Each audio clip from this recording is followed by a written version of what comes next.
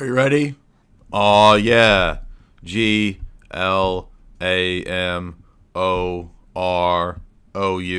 Yeah. Glamorous.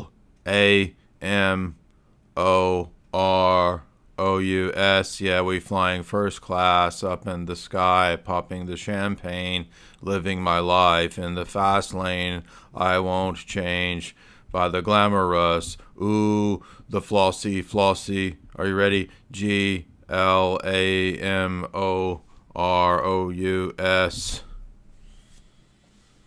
Regulators, mount up. We regulate the stealing of property. We are damn good too, but you cannot be any geek off of the streets. You have to be handy with the steel, if you know what I mean, to earn your keep. Regulators, mount up. It was a clear black night, a clear white moon. Warren G was on the streets trying to consume. Some skirts were on the eve so I can get some phones rolling in my ride, chilling all alone. Just hit the east side of the LBC on a mission trying to find Mr. Warren G. Seen a car full of girls and I need a tweak. All you skirts know what's up with 213. So I hooks a left on 21 and Lewis. Some brothers shooting dice, and so I said, hey, let's do this. I jumped out of the ride and I said, what is up? Some brothers pulled some gas, and so I said, I'm stuck. Glamorous. Yeah. Wear them golden diamond rings. All of those things don't mean one thing. Chaperones and limousines. Shopping for expensive things. I'll be on movie screens, magazines, bougie scenes. I'm not clean. I'm not pristine. I'm not queen. I'm no machine. I still go to Taco Bell. Drive through raw as heck. What's up? Y'all ready to pop that collar? Y'all ready to get some fiat cash in the bank? Y'all ready to get paid?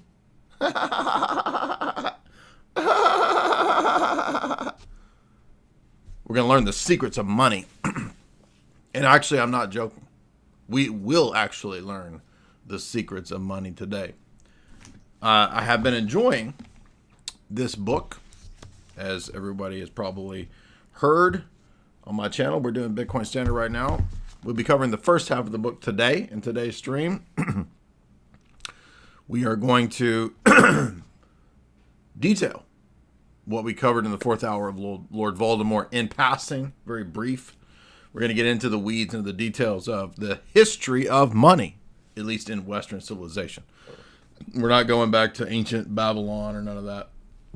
We're going to start with Roman Empire. We're going to move all the way up through history of Western civilization's monetary policies.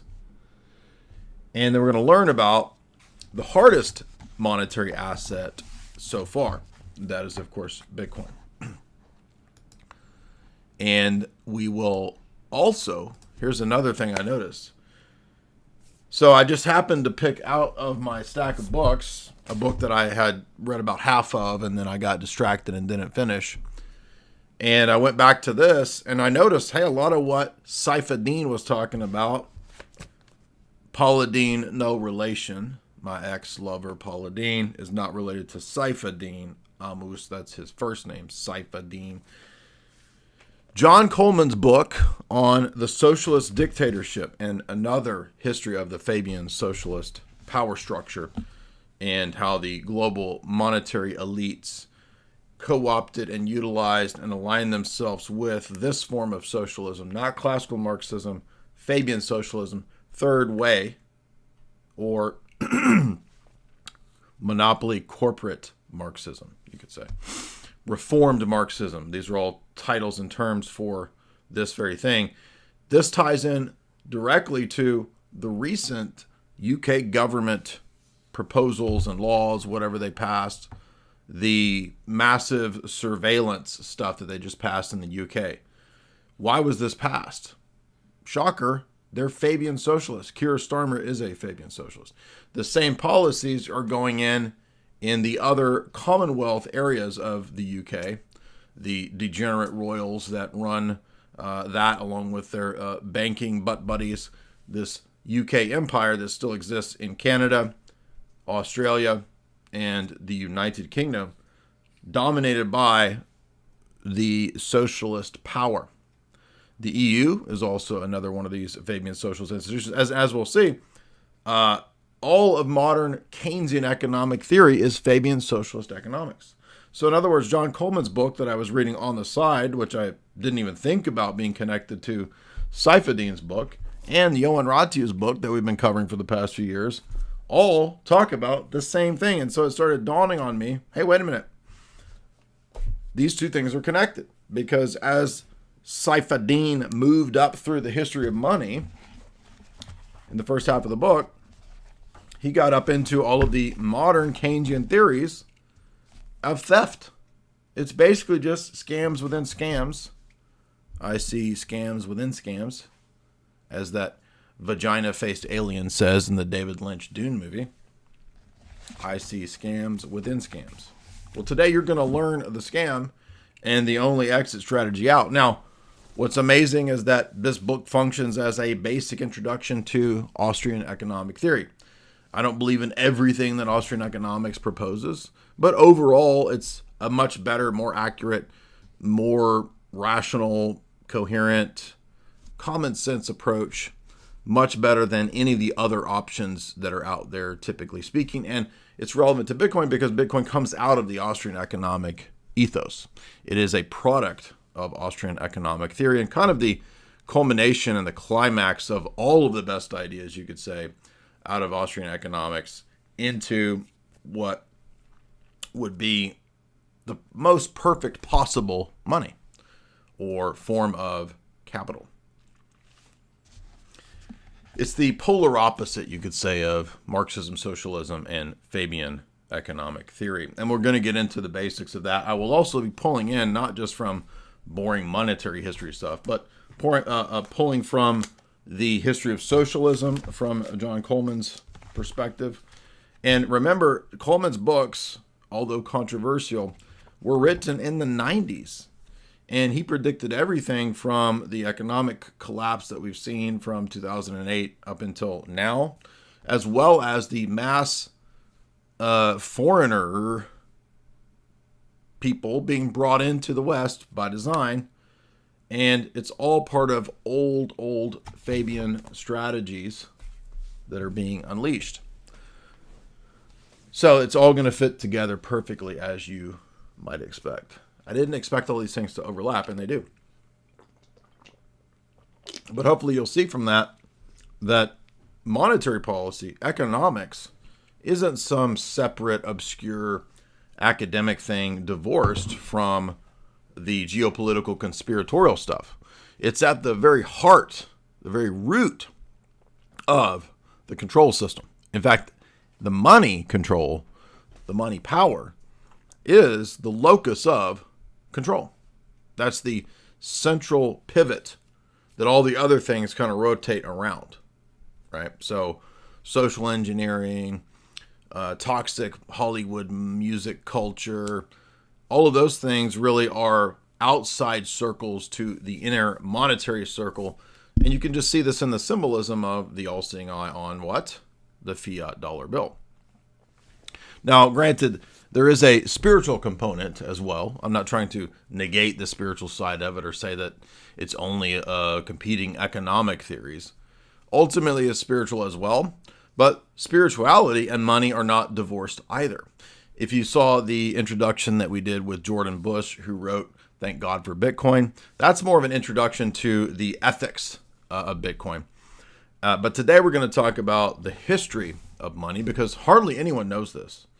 And I remember reading my introduction to this some years ago. I read Henry Hazlitt, which is, kind of the standard Austrian economic introduction. I read von Hayek, Road to Serfdom years ago. I read Ayn Rand. I've read, all of the kind of people adjacent to this that you might expect. I've read von Mises stuff here and there. I am not some sort of obsessive expert in Austrian economics. I also, though, read more practical-minded stuff like Peter Schiff's books, I would say 13, 14 years ago. And Peter Schiff's books were good as a very basic introduction to the principles of Austrian economics and gold standard and saving money. And so I learned from Peter's books things like how it's important to not be on a fiat standard, but to be on some kind of a hard standard like gold that you could actually store value in over time. And it wouldn't be subject to, or at least not as bad as the inflationary tendency that you get with government money. Over time, though, I started to notice, and I remember this was probably 2011, I would listen to Max Kaiser's Kaiser Report. I would listen to it all the time. I would download the whole clip of the show on RT and listen to every episode. I would listen to Peter Schiff's podcast religiously because I wanted to really grasp this arcane, confusing realm of economics that I didn't really understand. I had read some Austrian economics stuff back in around 2000, 2001. I had a Protestant pastor who was very into this stuff. He liked Ron Paul, that kind of stuff. And so I heard and learned about a lot of this stuff early on, but I didn't make a lot of money back then in the 90s and the early 2000s. So I thought, well, this isn't really for me. So it's not really that relevant to me. I'd rather read, exciting conspiracy stuff about, I don't know, Masons and Zionists or whatever. But then who's sterile? Me? I'm not sterile. What are y'all even talking about? This is, fiat currency is sterility for sure. What are we talking about?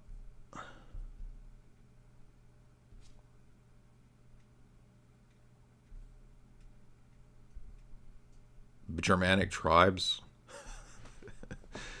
Rothbard. No, we're not here to talk about Ayn Rand and Rothbard and all that. I'm just giving you a history of my account of the stuff that I read. China doesn't matter. China has banned Bitcoin about 18 times now. It doesn't mean anything. Oh, okay.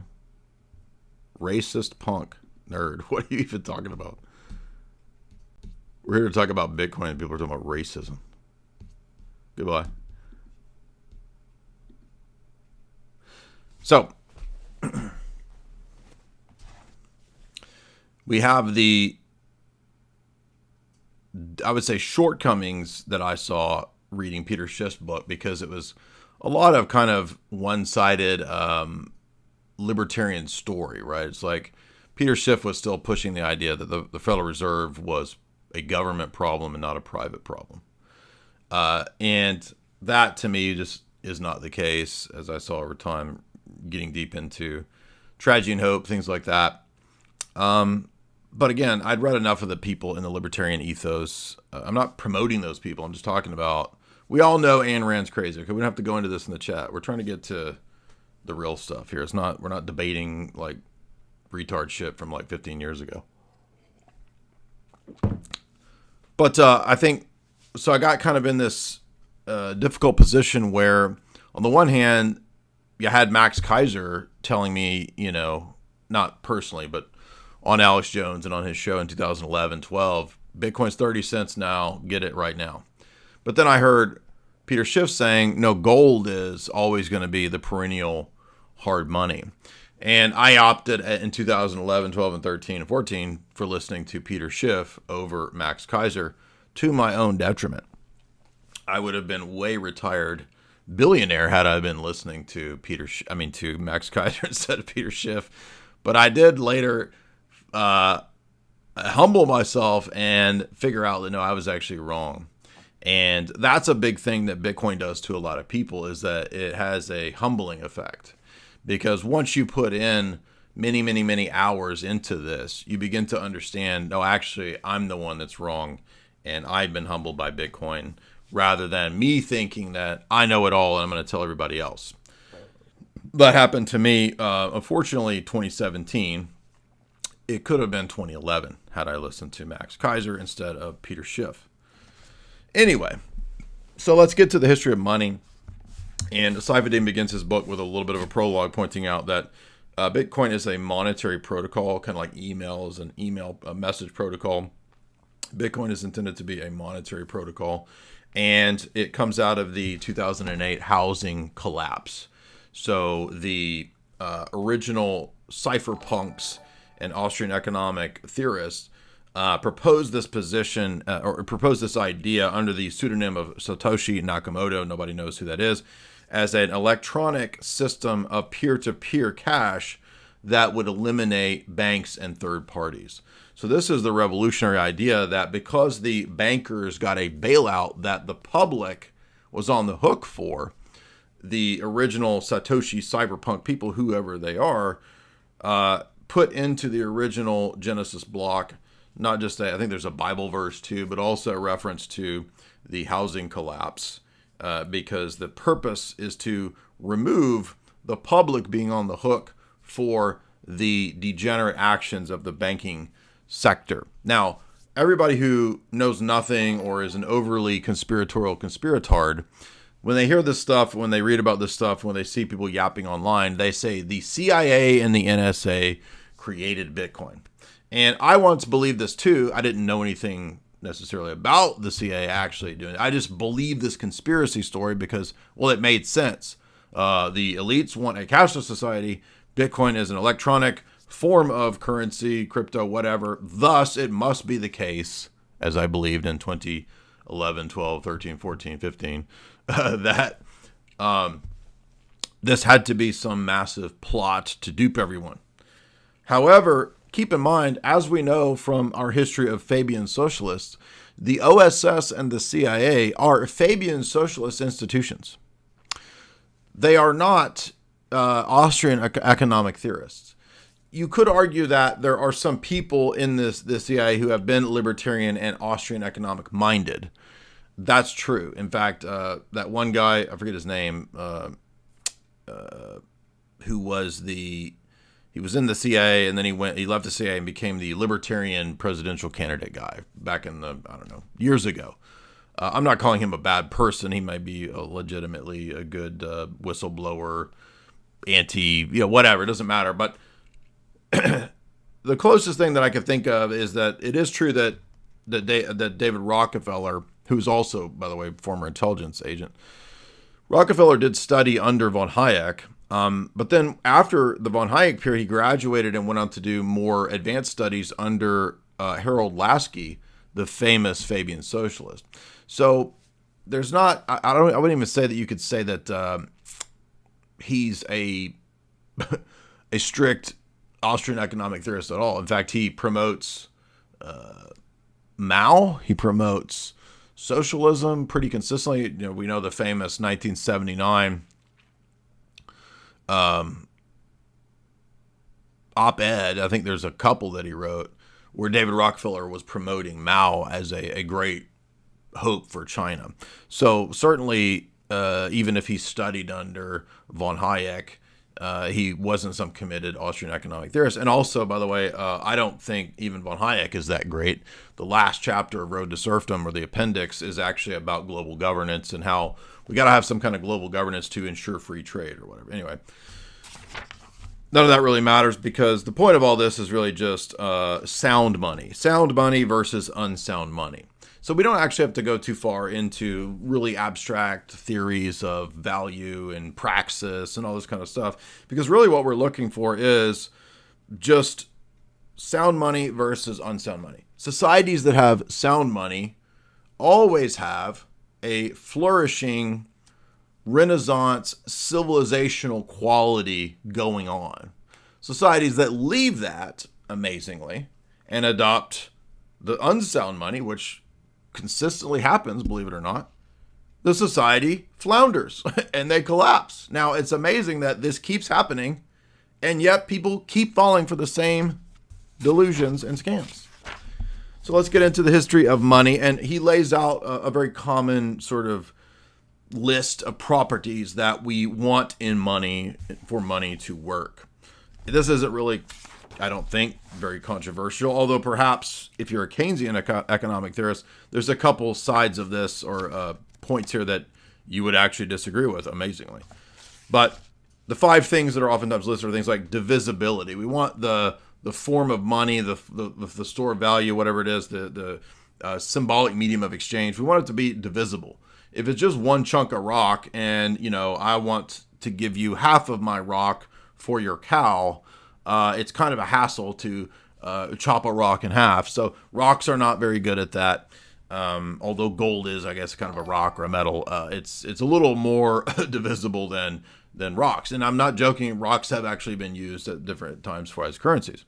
It needs to be some sort of rare stone or rock or something that's not native to some place. And there's going to be some examples in Saifedean's book. But divisibility is one of the key traits that we need for sound money, because we need to be able to divide it up in order to make these transactions.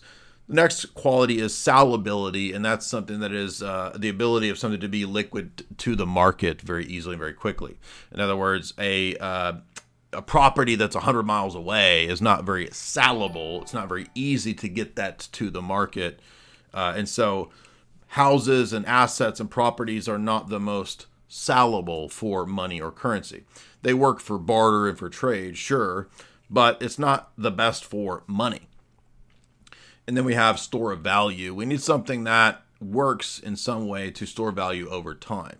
We might, for example, have paper currency. But of course, paper currency is not the best store of value because paper is very easily destructible. It can burn up. It could, wear away. And so solid things like metals are much more durable as stores of value, even over paper currencies, although paper currencies can have an ease of transaction to stand for things like gold, as we'll eventually see in the West. They begin to utilize gold notes. We also need money in some way to be rare. And rareness or hardness is a key component because, if you just think about it, sand is not very rare.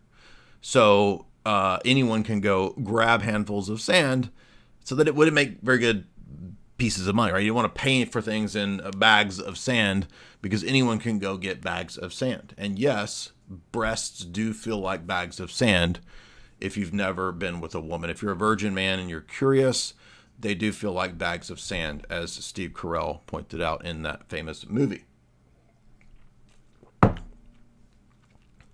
I already made the Saifedean, Paula Deen joke at the beginning. You must be way behind. Thank you guys for the super chats. You guys are being generous today. Appreciate that. You can support the stream through Streamlabs super chats as we analyze and compare Saifedean's book to some of the socialist warnings, socialist warning texts, not from socialists, but people critiquing socialism.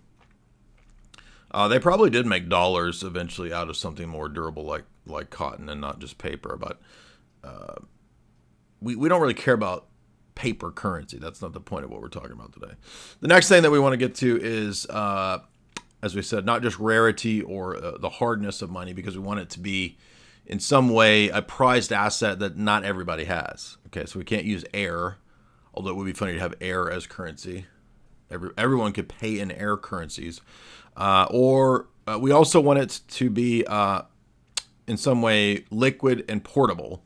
That's another quality that's useful because, again, even gold, although it becomes one of the best monetary standards in Western civilization and probably most civilizations, gold is not the most portable, especially if you're purchasing half of a kingdom. You'd have to bring a giant, the black pearl has to be weighted down with chests of gold to pay for the half of the kingdom that you're purchasing. So it's not the best form of currency ultimately, although it does meet most of the qualities that we need in older times, in olden times, in the ancient black and white times.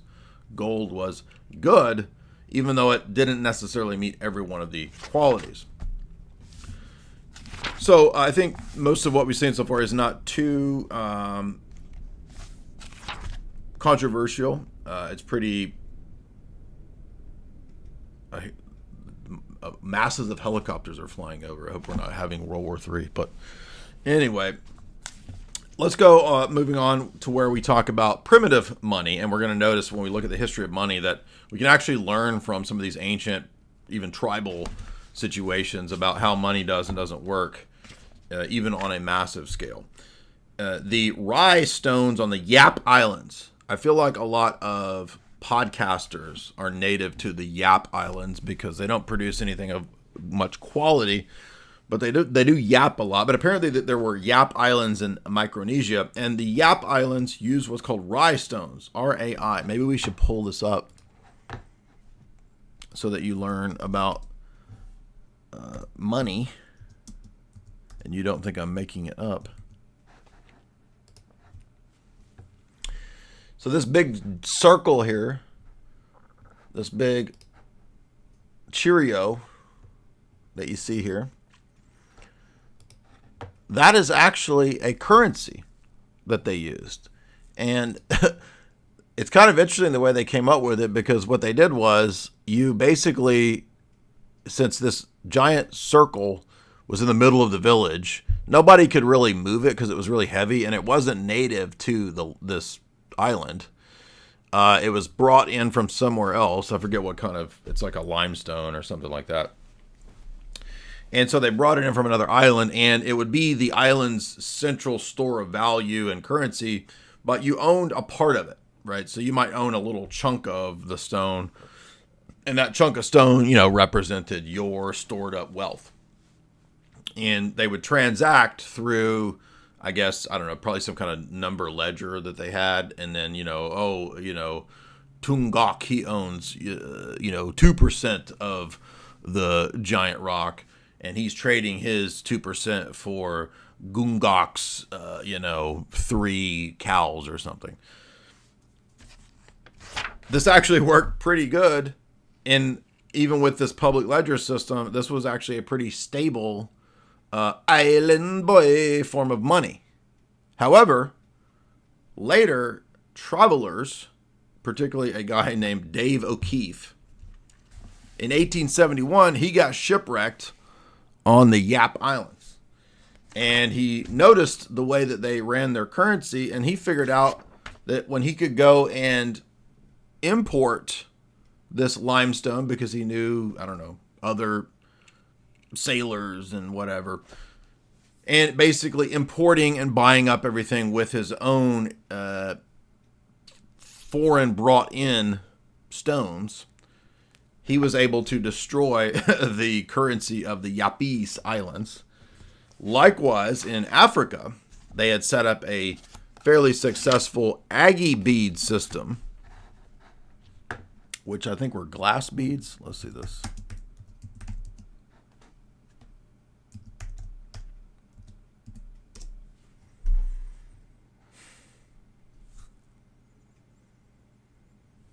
I don't know why there's not a picture of Aggie beads, because they're just called Aggie beads. Agri, excuse me. There's the R, a hard R. There's a hard retard R there. There we go. Agri beads.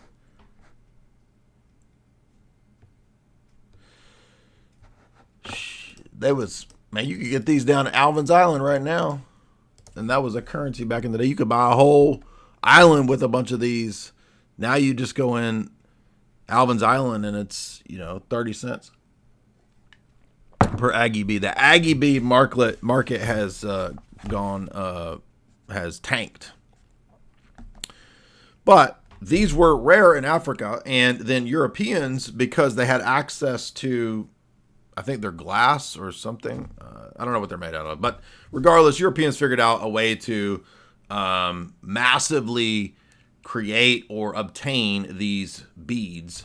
And then they went in and just basically bought up giant chunks of everything. So they flooded the market and inflated the bead market. Yes, thank you there, Arthur. The US dollar is far closer to the beast system than Bitcoin. This is what people don't understand. That's why we're going to have a very low tolerance for Bitcoin slow boys today. Low tolerance. Just warning you right now. I'm just going to tell you, if you come with that sub-tart level argumentation, I'm just going to throw you out. Because we don't do slow boy no more around here. We are raising the bar, and we're excommunicating all the slow boys today. We don't care anymore. You're out, son. Also, things like shells have been used as currency. Cows have been used as currency. Salt has been used as currency.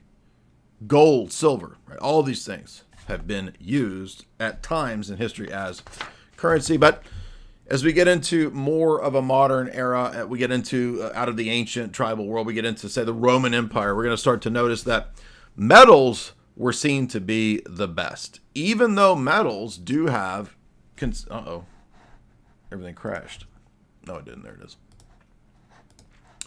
I thought everything crashed.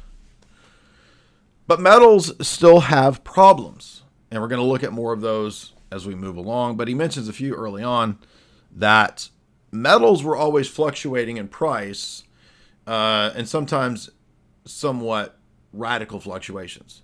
And that could be difficult for bartering in the ancient world when there were these fluctuations.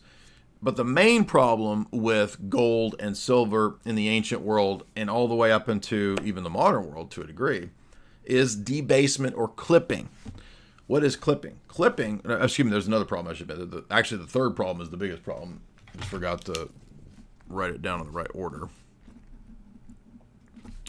Money clipping. Clipping is when they would cut the gold that was in each coin down to smaller and smaller amounts. And the Roman Empire debased their currency over several degenerate Roman emperors periods to the point where Rome eventually collapsed. Now, yes, I know the barbarians invaded. I'm not saying it was only a monetary problem that caused Rome's collapse, but it was part of the problem. And guess what? In Byzantium, exact same situation. Byzantium, as we're going to see, actually creates the longest lasting currency in world history, as far as we know. However, eventually they fall prey to the same fiat, well, I wouldn't say fiat, but the same inflationary idea of debasing what's actually valuable and inflating the currency with things that are not valuable. So they start to coin clip in Byzantium as well. That also leads to the collapse of Byzantium, not just Saladin, invading and the traders opening up the doors to Byzantium or whatever. It's not just that, and it's not just usury, it's also the monetary debasement. All of those things and by the way, becoming uniate. People forget that Byzantium didn't fall as orthodox to all you idiot Roman Catholics. Oh, Muslims owned you stupid Byzantines. Yeah, they took over when it became uniate, idiot. They were already uniate when they fell. But before we get to that, the third problem that he lists beyond the difficult fluctuations in price in the ancient medieval world, number 2, the debasement of the currency through coin clipping. Number 3, centralization of gold into central banks. So these keep being problems even in the ancient medieval world, even as we get into better and better scenarios.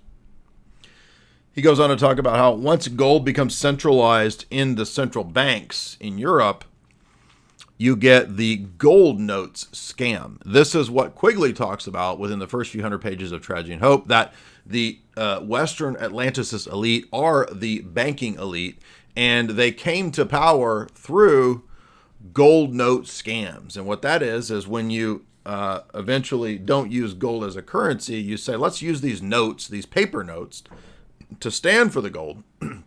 That way we don't have to lug around giant chests of gold like Captain Jack Sparrow or Captain Barbossa. That in itself isn't a problem. The problem is that the centralized power that creates the notes can make more notes than there actually is gold to back the notes. So even though it looks like, or it's claimed that the reserves are 1-to-1, oh yes, I promise, we have 1 million pounds of gold, and we will only print up, 1 million notes to match. But what's to stop the money printer from making more gold notes? Oh, you see, now there's actually 5 million gold notes in circulation, but psst, don't tell anybody, there's only 1 million pounds of gold actually there. And I think a lot of people even think this nowadays about Fort Knox. No one knows whether there's that much gold, 0 gold, half the gold, no gold. I mean, nobody knows what's in in Fort Knox, right? And that's why we can't have an audit, right? And Trump was talking about this, and then suddenly, no, we shouldn't do that. Can't do that. That suggests that maybe there is no money there. It's been looted a long time ago, like Goldfinger in the James Bond movie. Goldfinger, he's the man with the Midas touch. Anyway, so one good sign that Saifedean is on the right track here is that what he says lines up with what we read in other big geopolitical texts like Tragedy and Hope, particularly about the gold note scam. Let's get to another one of the problems. It's not a major problem, but it is a decent, significant problem for gold, copper, silver, and metals as the form of currency. And that is that they can always be mined. There's always more gold, copper, and silver being mined every single day. And typically it's around 5 to 10% of the total supply of gold increases every year. So if there's, I don't know, there's not, but let's say there's 1 ton of gold in the world that's been mined. Within a year, there will be 1.1 ton of gold that exists.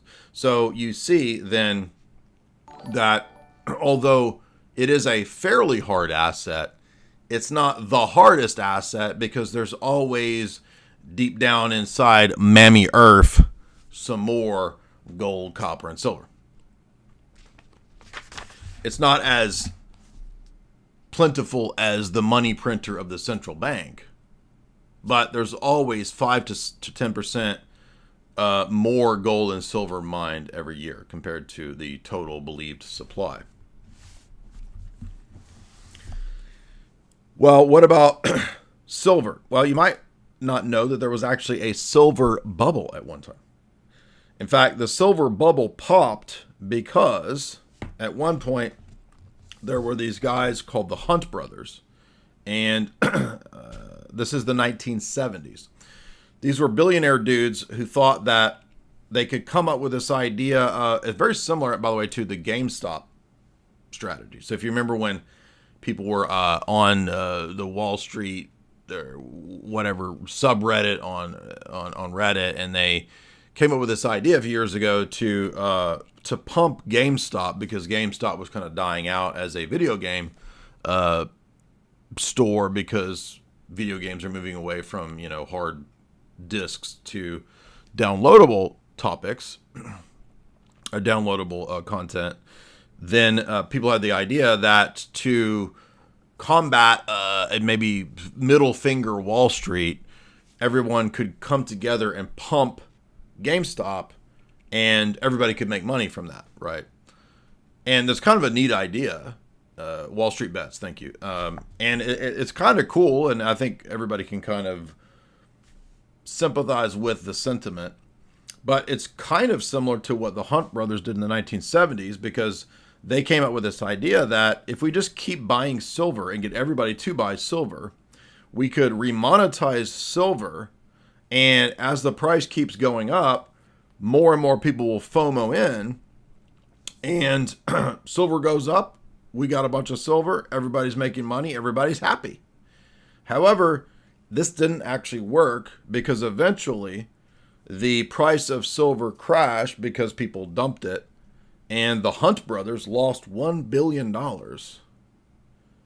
on their proto Wall Street bets GameStop silver pump. There's also the odd situation that maybe he gets to that a little bit, but silver actually gets demonetized by gold, which is interesting, because I don't know if Saifedean's going to do this because I'm still reading the second half of the book, but this kind of ties in with Max Kaiser's analysis and theorizing over the years. Just the way that gold demonetizes silver and actually ends up bankrupting China and India, which is pretty wild. I didn't know that. So likewise, Bitcoin will demonetize gold, and that's already begun to happen. We'll get to that in a moment. So Saifedean theorizes that sound money is more than just a sensible idea. It's actually key to a civilization flourishing. Because although it might not be the only cause, whenever Rome or Byzantium or the British Empire or the US Empire, once they move away from hard currency and sound money, it's not accidental that the society begins to devolve and collapse.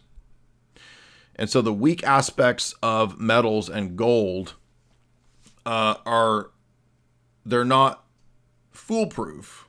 They're not perfect, but they definitely worked better than when the societies debased their currency, inflated their currency, and moved into, in the modern era, pure fiat experimentation, which always collapses, as we'll see. So let's get to the Roman Empire. In Rome, the denarius, at one point during the Golden Age, was, I think, the denarius was the silver coin that was 4 grams of silver, and the aureus was the gold coin that was 8 grams of silver during the Roman Republic, or during the period even of Julius Caesar. And then a funny thing happened where under Antichrist in the book of Revelation, who is Nero, Nero's name translates to 666. Nero, who is Antichrist in the book of Revelation, decided that, shocker, he would devalue his currency by reducing the amount of gold in each coin from 8 to 7 grams. So the aureus was debased quite a bit, almost an entire gram, from 7.2, but from 8 to 7, almost at 1 gram, under Nero alone. And then under Caracalla, another super degenerate, and under Diocletian, another degenerate, a few hundred years led to Rome's currency losing half of its value. It went from 8 grams of gold per coin to 4 in a couple hundred years.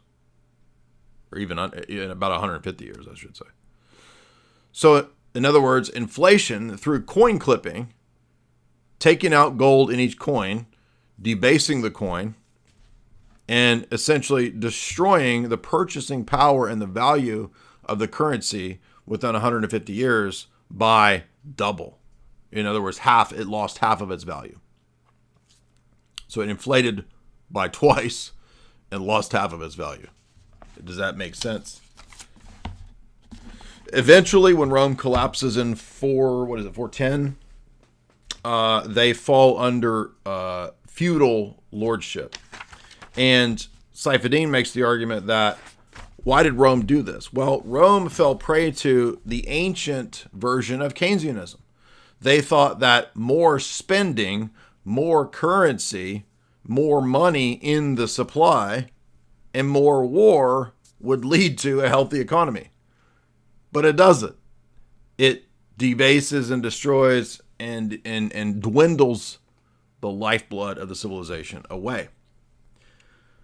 However, out of this, a Christian emperor, Constantine the Great, decided that he would reverse the disastrous monetary policies of Nero and Caracalla and Domitian and his degenerate forebears and go back to a solid gold standard. I didn't even know this. Did you know that Saint Constantine the Great reversed the debasing, degenerate monetary policies of the wicked emperors to go back to a solid gold standard? Who even talks about Constantine's monetary policies? Yes, by the way, yeah, I mean, going into debt, by the way, is part and parcel of this form of currency debasement. When they're debasing the currency, these emperors are going into massive debt to fund the wars. That is also, again, a Keynesian idea. This is ancient Keynesianism. And so Constantine says, no, we got to get rid of this. And so he creates not just that moving Constantinople, moving the capital from Rome to Constantinople, but he creates the Solidus, which is the golden coin of Byzantium. The Solidus is the longest lasting successful currency in human history. The Byzantine Solidus lasts for 1,123 years as a stable solid form of currency. Now, all of you super righteous, super pious people who know better than everyone else, and you're too holy for money, even though all the Orthodox bishops and priests and monasteries even seem to be very concerned with money and how to get money and how to make money and how to purchase lands, which I don't know if you know that if you're super pious on the internet, but they do. They seem to, no one ever talks about the righteous monetary policies of Constantine. And yet we have to go to secular monetary theorists to talk about basic economic principles of righteous trade, balanced money, and balanced currencies.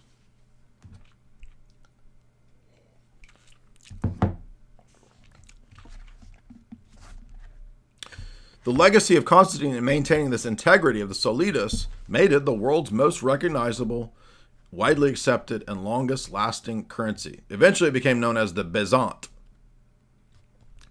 While Rome was under bankrupted emperors, the old Rome, and could not pay for the debts, the soldiers, and the currency when it collapsed, Constantinople then thrived and prospered for centuries because of fiscal and monetary responsibility due to sound money. When the Vandals and the Visigoths ran rampage in Old Rome, Constantinople became prosperous and free from any invasion for many centuries. As with Rome, the fall of Constantinople itself happened only after its rulers began the same process of devaluing the Byzant. And this began to occur under Constantine Monomachos IX in the years 1042 to 1055. Along with this monetary decline, also came fiscal, military, cultural, and spiritual decline, and eventual uniate theology. Hello. And in 1453, Constantinople fell to the Ottomans. So, it's not that everything is money. And it's not that, oh, I'm spiritual, I don't care about this. Well, here is a tie-in between the physical, the monetary, and the spiritual. They all go together. See, this is why I can't stand these retarded people like this guy in the chat. Why are you even here? Go be poor, man. Do you not see what I just showed you? That Constantine reversed the destructive civilization ending qualities of his antichrist predecessors? A bunch of you are Gnostics. That's the problem with you idiot Protestants and you super pious so-called Orthodox. You're Gnostics. I just gave you an awesome argument and point about solid money from one of the greatest emperor saints in the history of the church, and all you idiots want to do is piety signal. Well, go away. Don't be on my channel. Go be a tart somewhere else. This isn't for you. I already said zero tolerance for monetary slow boys today. Zero. Go away. We don't want you here. We'll read a couple of the super chats because we're getting up into the period of the Florentines. Renaissance Italy, Florence. They had a burgeoning, blossoming period that also was related to sound monetary policy. Now, do you super pious people even know that Proverbs tells you to have proper balances and weighted measures in trade to operate with your money in a righteous way? And again, to all you super pious people, do you not know that the frickin' monasteries themselves care about money and care about a lot of money and purchase lands that are millions of dollars and churches that are millions of dollars and land that's millions and millions of dollars to make churches on those lands? Do you not know this?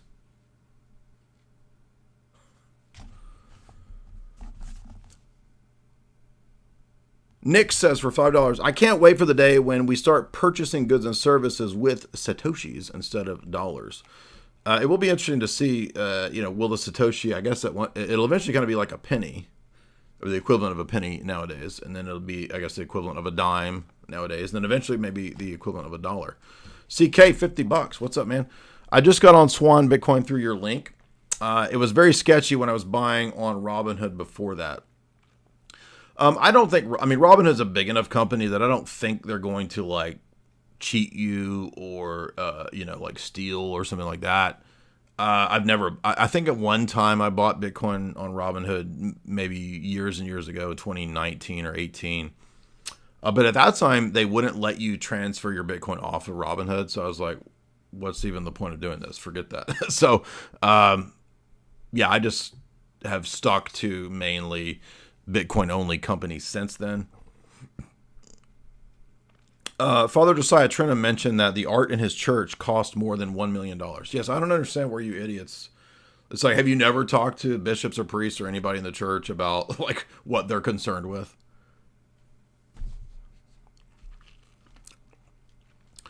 For those that are interested, yes, you can sign up with my. No, Robinhood is a stock app. Robinhood is for stonks. But around 2018 or 19, they allowed people to buy Bitcoin, Ethereum, and a couple other things. But back then, Robinhood would only let you buy it.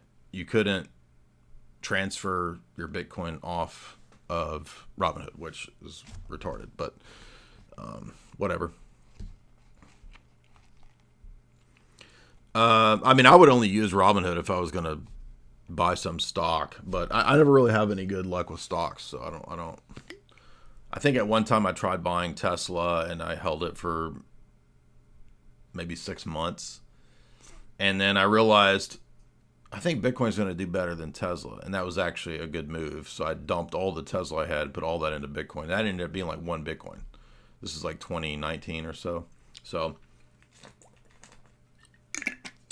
definitely did better with moving it out of Tesla and into Bitcoin. I mean, again, well, forget it. Let's just move on. But yeah, CK, I think you'll be fine. Now, again, if you use Swan, they're going to make you wait a little bit before you transfer it off. I'm not sure why. I think they want the money to clear from the bank, which does take a while. But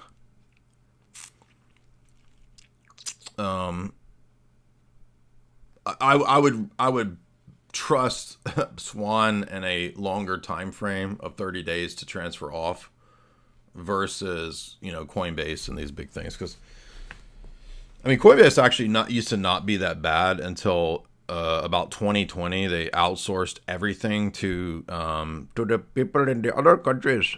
So basically you have to call Osho to like do anything, and I don't really want to work with Osho. You know what I mean? I'd rather you could just call and it'd be like some cool nerdy tech dude who could help you out. But ever since 2020, you're basically just talking to Osho. So it's a nightmare if there's something that comes up. But Tiggle Biddy, $20. I'm looking forward to that new Bitcoin card.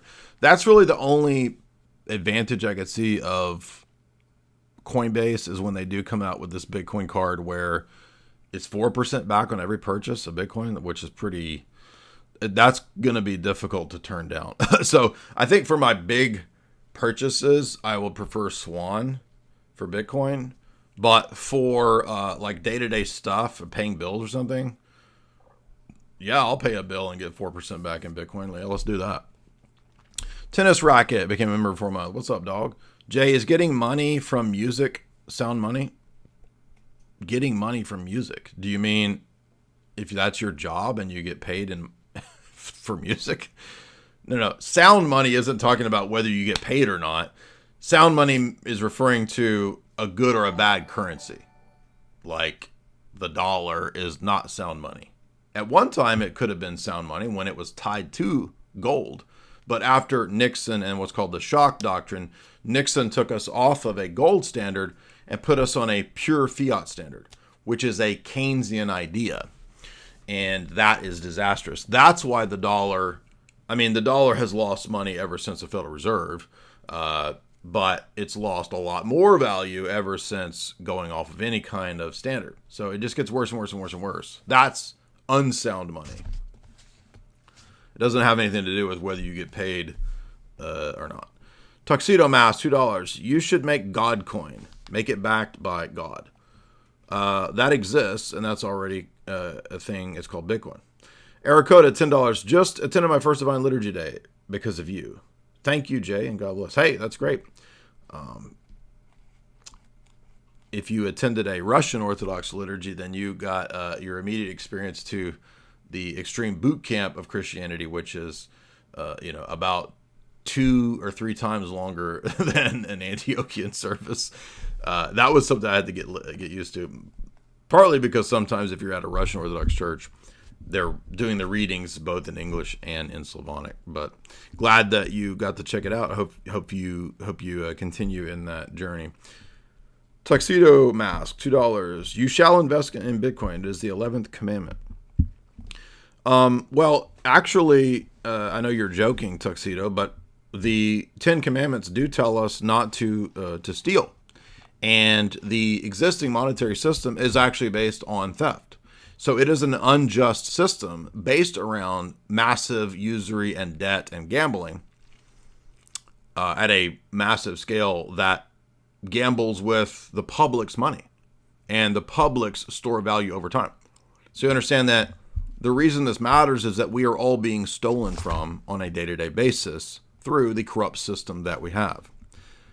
Thus, the existing system actually violates the 10 commandments and is unjust. Now, we can't help that we're born into the system. It's not our fault that it's that way. But there are now ways to exit this.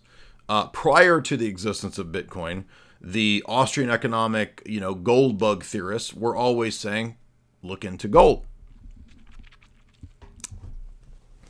But now there are better forms, and that's what we're going to get to in this. Next, he moves on to talk about Florence and the rise of sound money in Italy in Florence in 1252. We have the ducat, we have the florin.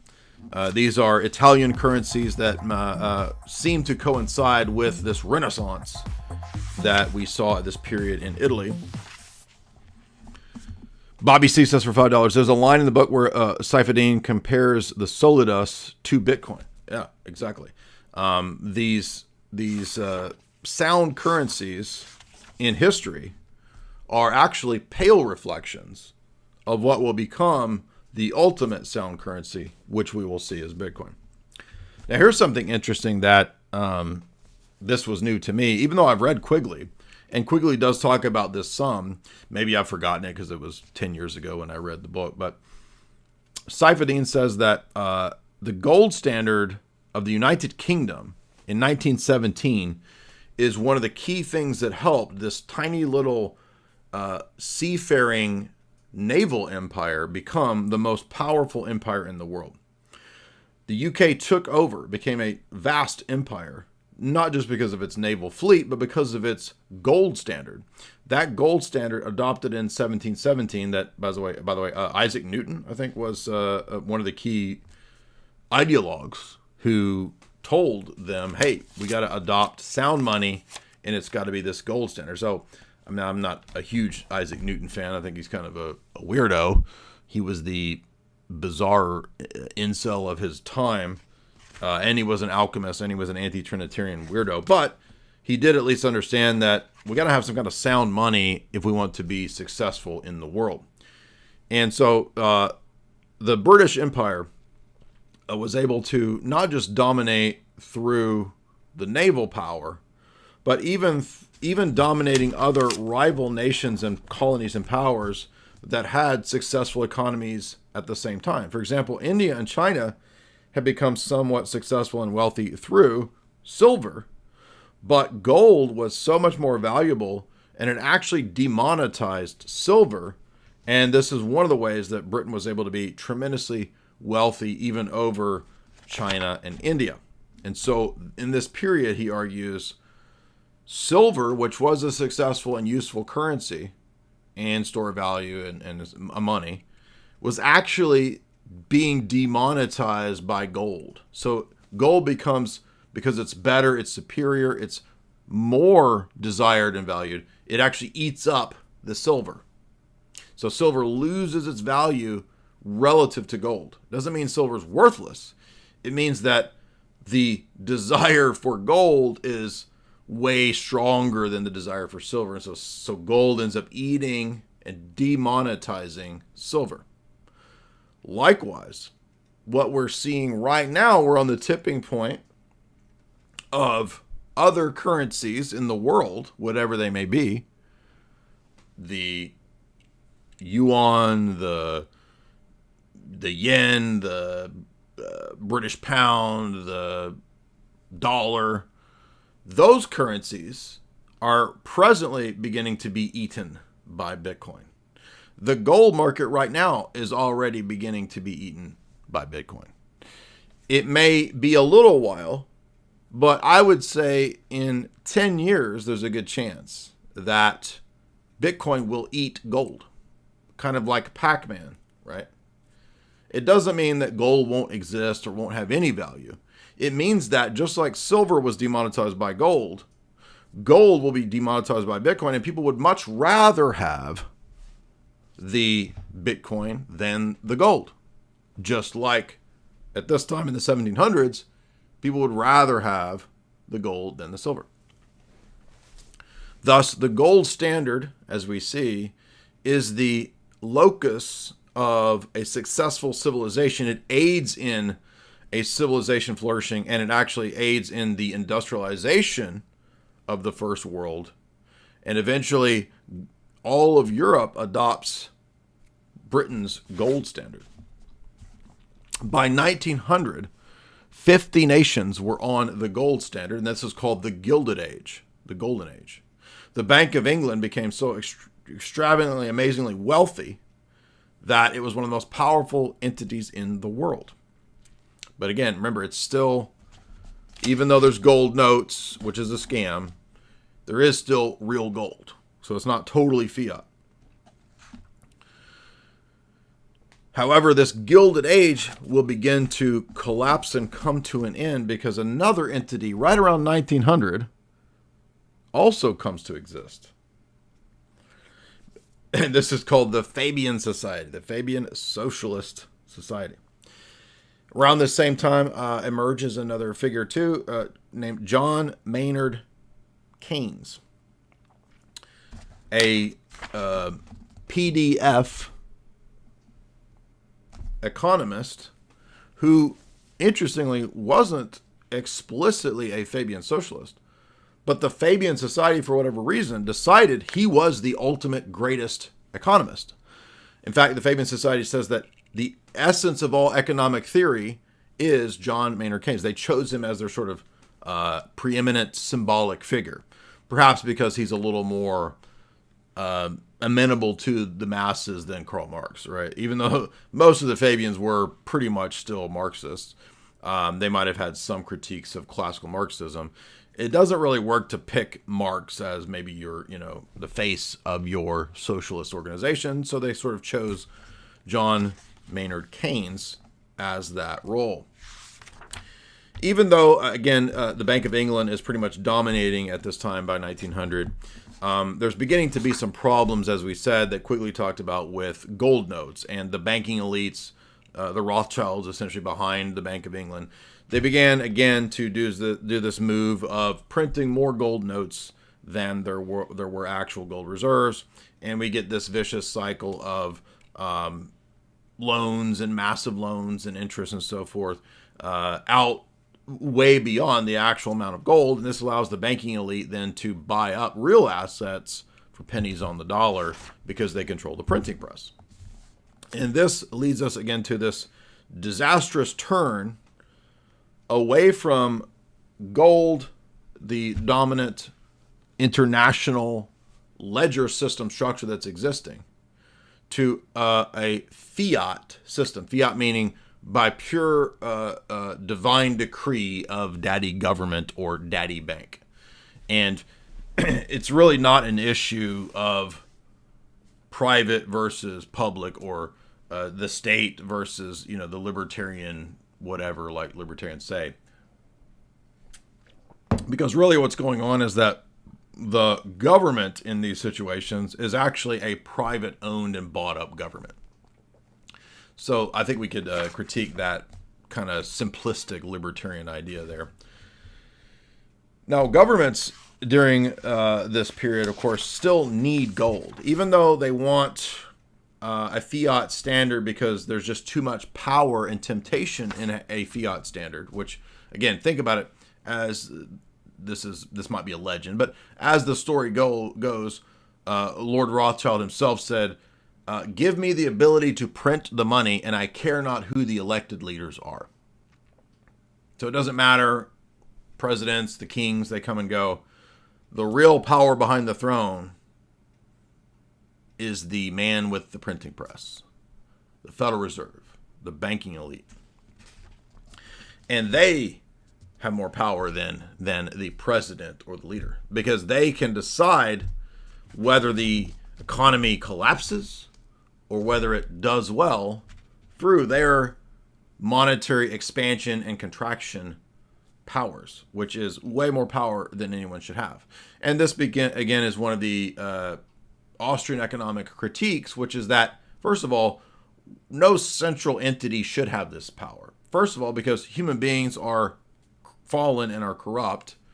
I mean, maybe not every Austrian economic theorist says that because it's kind of an atheist, secular thing, but they at least understood that it's too much of a temptation for leaders, kings, bankers, government, private government.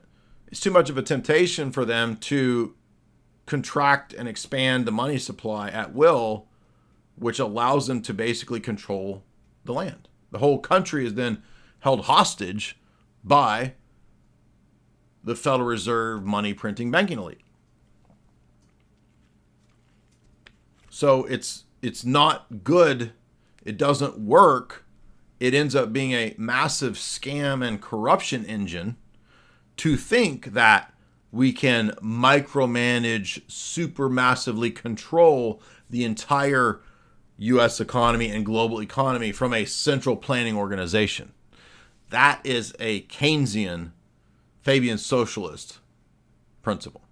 So notice right here we have two very different approaches. One saying we need to micromanage and centrally plan the entire global economy. It's that crazy. The other side saying this is insane. It's not possible. It's not going to work. All it does is produce corruption, theft, and eventually collapse. So these are the two options that we have, at least so far in this book, where the book's going, and when we compare it to the other books like John Coleman's book or Ratiu's book on socialism. And this is where we are in the modern world, whether we like it or not. Now, we can sit around and theorize about the perfect government and the ideal monarchy and the ideal monetary theory, whatever. We can do that, but it really doesn't matter given what's the reality on the ground, right? I can sit here all day long and theorize about what cryptocurrencies ought to work and what stocks ought to be at whatever levels and how everything should be. But it doesn't matter. And no one cares. Because none of that has anything to do with the reality. Like, what is the case? So I see, for example, people bitch about Bitcoin and they say, funny, because Bitcoin's an absolutely worthless thing that doesn't exist. It's a $2 trillion plus asset. What do you mean it has no value? That's completely stupid. It's on its face just unfathomably stupid of a statement. Even if you think it has no value, it has value. It's over $2 trillion market cap.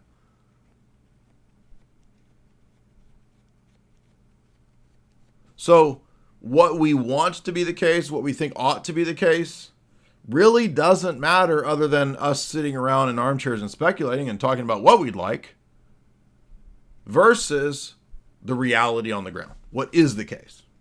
See, these are two different things. Many people live in the world of what ought to be the case and don't reconcile themselves to what is the case. Jay, you need to review the debate between Daniel Pikachu and David Wood. I mean, I'm not being rude or dismissive. I'm sure David Wood is going to win that debate. How many times do we have to have the Islamic dilemma debate? I mean, seriously, I've done it probably 100 times with 100 different Muslims, counting all the call-ins. I mean, how many times do we have to have the same debate over? So, no. I am bored of those debates. I'm bored of the atheist debate. I'm bored of the Islamic dilemma debate. They're always the same, and they're not going to have an answer. It's a stupid religion. If you can't see that, I can't help you. It's time to move on. Now, a couple of points that I thought were interesting about gold that Fabian makes is that gold, because of its hard limiting capabilities and qualities, rarity, etc., it actually, in certain ways, limited war. Because once the nations were on the gold standard and things were priced in gold, and gold was seen as more valuable than silver or many other assets, this limiting aspect, in many ways, made war less profitable and less desirable. Thus, after 1900, as nations begin to move away from the gold standard and more towards the fiat Keynesian models, lo and behold, what do we get? More and more massive warfare.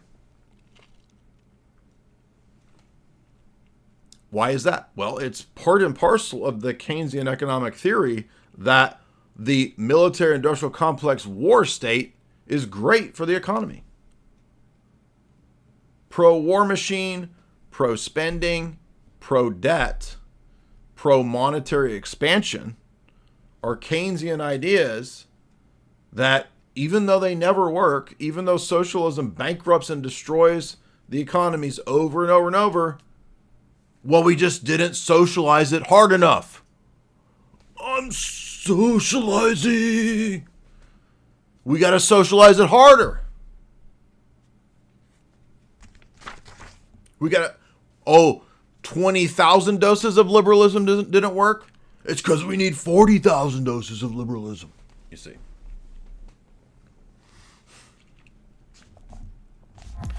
In fact, monarchies that ran on gold standards actually worked better for stable, sound currencies than modern democratic republics that moved into fiat standards. They all collapsed. Now let's get to, as we saw, by the way, with Quigley.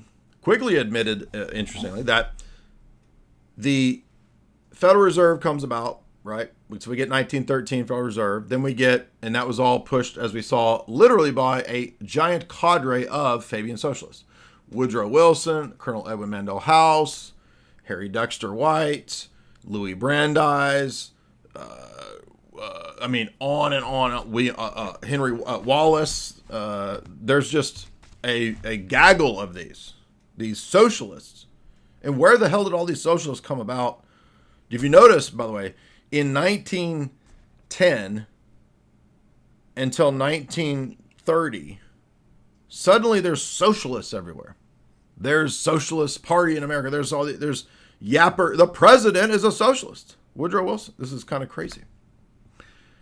We've got Walter Lippmann. We've got Graham Wallace. Graham Wallace wrote a book called The Great Society.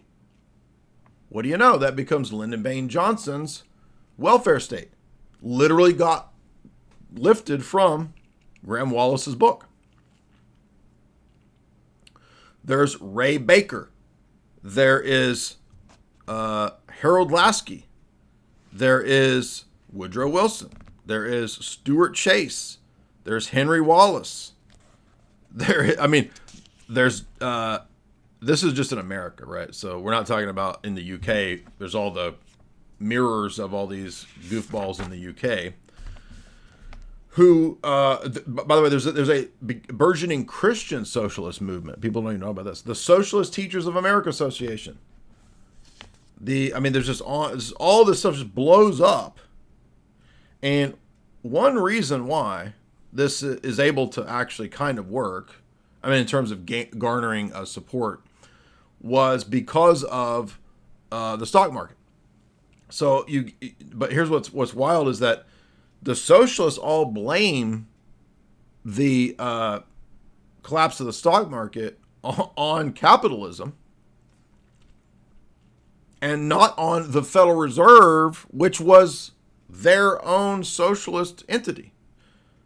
So the further we move away from hard currency, the further we move away from the gold standard, the more socialist institutions we start adopting, like the Federal Reserve, which is, by the way, very closely aligned with the planks of the Communist Party. You'll begin to notice that what the Fabian socialists want isn't that different from the planks of the Communist Manifesto. It's just rebranded and reworded, and they're just open about working with big monetary entities. So they ditch the failed aspects of classical Marxism, orthodox Marxism.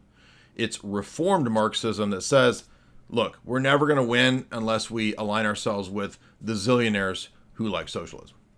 That's what it is. It's that simple. So they adopt a penetration and permeation strategy. Their words. One of the Fabian socialists named Victor Galland said, we must in fact utilize the strategy that Weishaupt used. This is him. Of penetration and permeation. Galland is reported to have said, Christians are not very bright.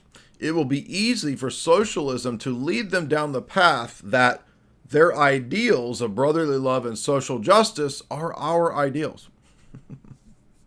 And boy, did that work. So all of these socialist ideas, and including theosophy, including the stuff that Crowley and Blavatsky and Annie Besant promote, those are all Fabian socialist things too. They begin to become very popular in America in the 10s, 20s, 30s, 40s because the speculators and stock bettors collapse the economy. No. I'm not saying that speculators can't cause problems, but the stock market and people buying stocks and trying to make money is not what collapsed the economy. The policies of the socialists, the Federal Reserve itself, those are the problems. Now, guess what comes as the solution? You got it, the New Deal. So we get FDR, another Fabian socialist, shocker, who says, no, we must adopt the Harold Lasky superstate ideas and save the American economy by massive public works programs. But guess what Quigley showed us? Remember the amazing admission in Quigley's chapter on FDR? He says, it's true that when the economy collapsed and then the New Deal came about, that it did help get people back to work and get people paychecks. But here's the problem. Who paid for all that? If the U.S. economy is collapsing, then where's the money actually coming from for the big works projects? Oh, guess what? It's called debt. So more debt, and guess what? Future generations' wealth is what's paying for these great public works projects of FDR. What else paid for it? FDR confiscates gold. Just theft. Just executive order. Give me your gold or we'll throw you in jail. So the socialist policies are so retarded, so destructive, they absolutely fail, and they're so bad that the socialists confiscate private citizens' gold to make it work, and it still fails and puts the future generation into debt to the same banking elite. What an amazing scam. And of course, the simple-minded working folk, they fall for it because they just believe and trust their leaders.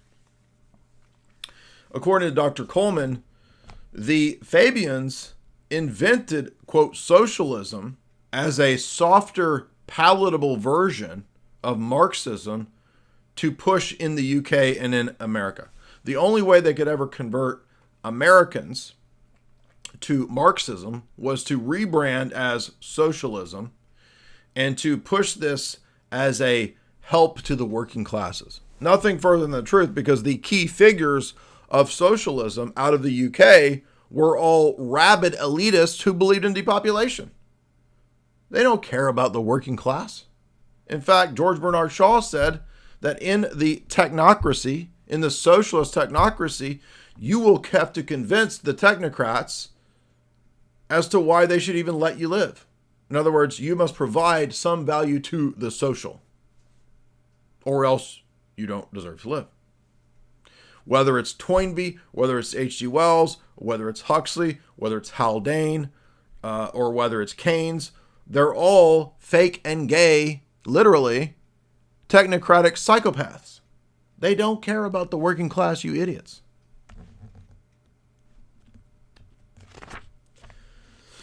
At the exact same time, here's what's amazing. I didn't know this until I read Coleman's book.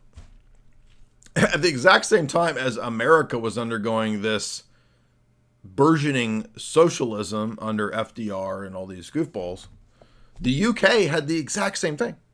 The Fabian Socialists and the Labour Party began to come to power in the UK after England had gone bankrupt, and after all of these socialist policies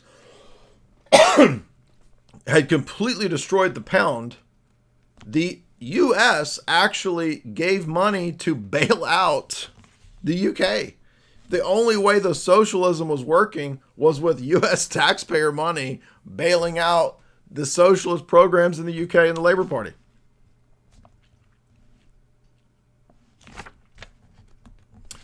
This was crazy too. In the UK, they came up with this plan. This is so stupid. In 1942, the Fabian Socialists came up with, you might have heard of this, a little thing called Social Security. Literally invented in the UK. It completely bankrupts the United Kingdom, and they reach out to the US and beg for money for the Minister of Food. The UK was going completely broke. By 1947, they had spent $3 billion on all of their socialist programs. All that money, however, was borrowed from the United States and its socialist government under the direction of Harold Lasky and Harry Dexter White, the Soviet informant. What's so crazy is, like, you're literally run by Skittles socialists, and the whole thing collapses and doesn't work. And then guess what comes out of Social Security? Income tax. Once Social Security doesn't work and collapses the U.S. or the UK pound, then they come up with an idea called income tax, which will then pay for all of these debts. Listen to this. The unofficial help of Harry Dexter White and socialism could not on its own fund these grandiose schemes. And when Congress finally discovered the full extent of Harry Dexter White's financial help and aid to socialist Britain, Sir Stafford Cripps had to come right out and tell the British people that Social Security would now be funded through a new tax called income tax in the period of 1947 to 1949. So taxes bloated up. Food was now scarce. Incomes dwindled. And although one Fabian brain trust after another worked tirelessly to come up with solutions that could force socialism to work, always they came back to spending more money, more debt, and more borrowing. So, this is a parasite system, not a productive system. See the two?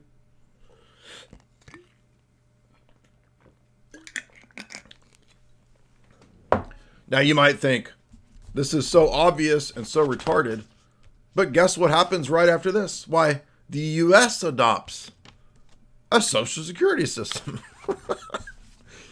The U.S. adopts the Great Society.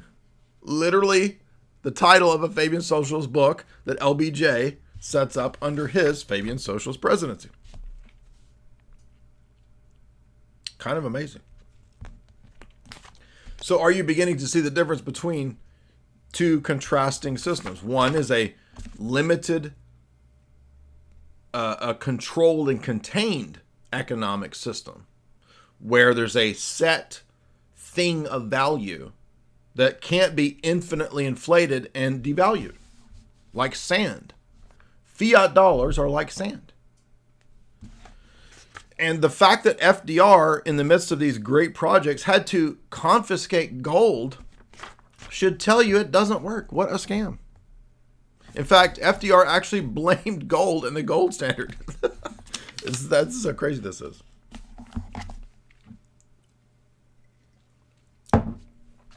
So, what this ends up then being is a giant government theft operation of organized crime, whereby FDR and for his socialist lackeys, they just confiscate the wealth of the citizens to save the government and to bail it out. But as we think about this even further, really what this amounts to is a monopoly on money. It's not the citizens who produce the value and the work that own or have a say in the money and the value. It's a centralized clique of gangsters who have a monopoly on what money is and what can be money, that use that monopoly control to steal from the people. That's what the fiat system is. That's what our system is. That's what socialism is. Now, we do not have a totally socialist system, but as you can see, if you read Coleman's book, we have a creeping, gradual socialized system that has been more and more and more socialist ever since 1913 and on, 1971, shock doctrine, etc. Now, guess who, as an economist, theorized government must have a monopoly on money and a monopoly on micromanaging every aspect of not just the U.S. economy, the global economy. Keynes, exactly. Now, Keynesians, in their system and in their mindset, they actually blame gold for the depression and for the collapse. Why is this? You can't make this up. Because it's limited. It's so stupid that it's hard to know if they actually believe this or if they're actually just in on the scam and this is what they tell the dum-dums. Like, they actually think that in order for an economy to grow, the money must grow, meaning more of the money. That's how retarded this is. You can't make this up. It's like they don't have a concept of things are valuable because they're rare. They think things are valuable because there's more zeros behind it because you can just make more of the money. That's how stupid this is.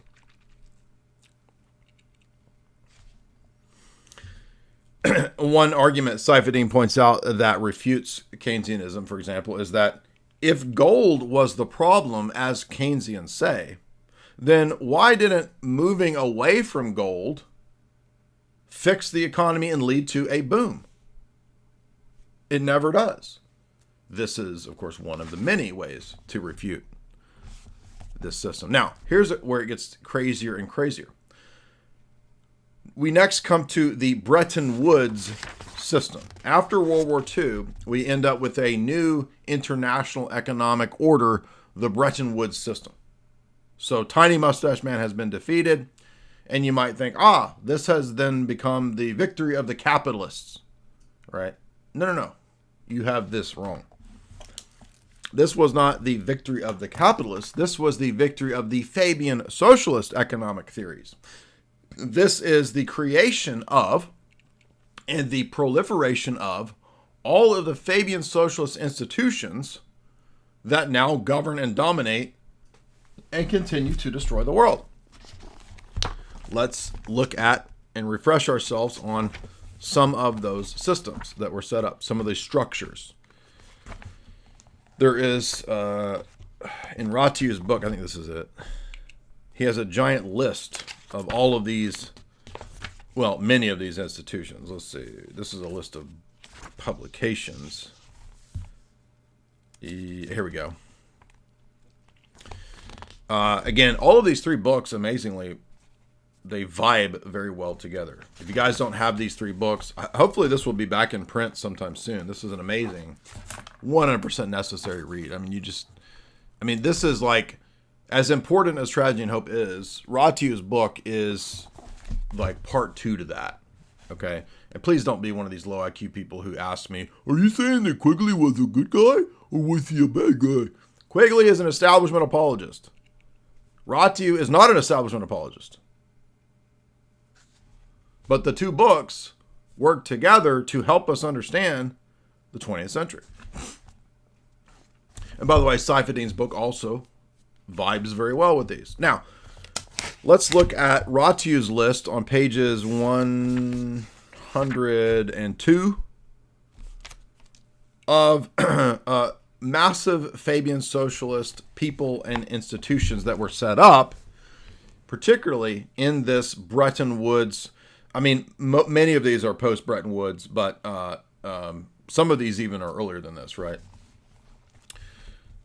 Now, he lists, of course, some of the famous economists and thinkers. Obviously, Karl Marx is an important person. We're not going to go back that far, but Gorbachev is one of these figures because he favored this sort of synthesis and sort of compromising on some of the older Soviet ideas and having this détente, and this opening up to the West. So you could even count Gorbachev as one of these characters.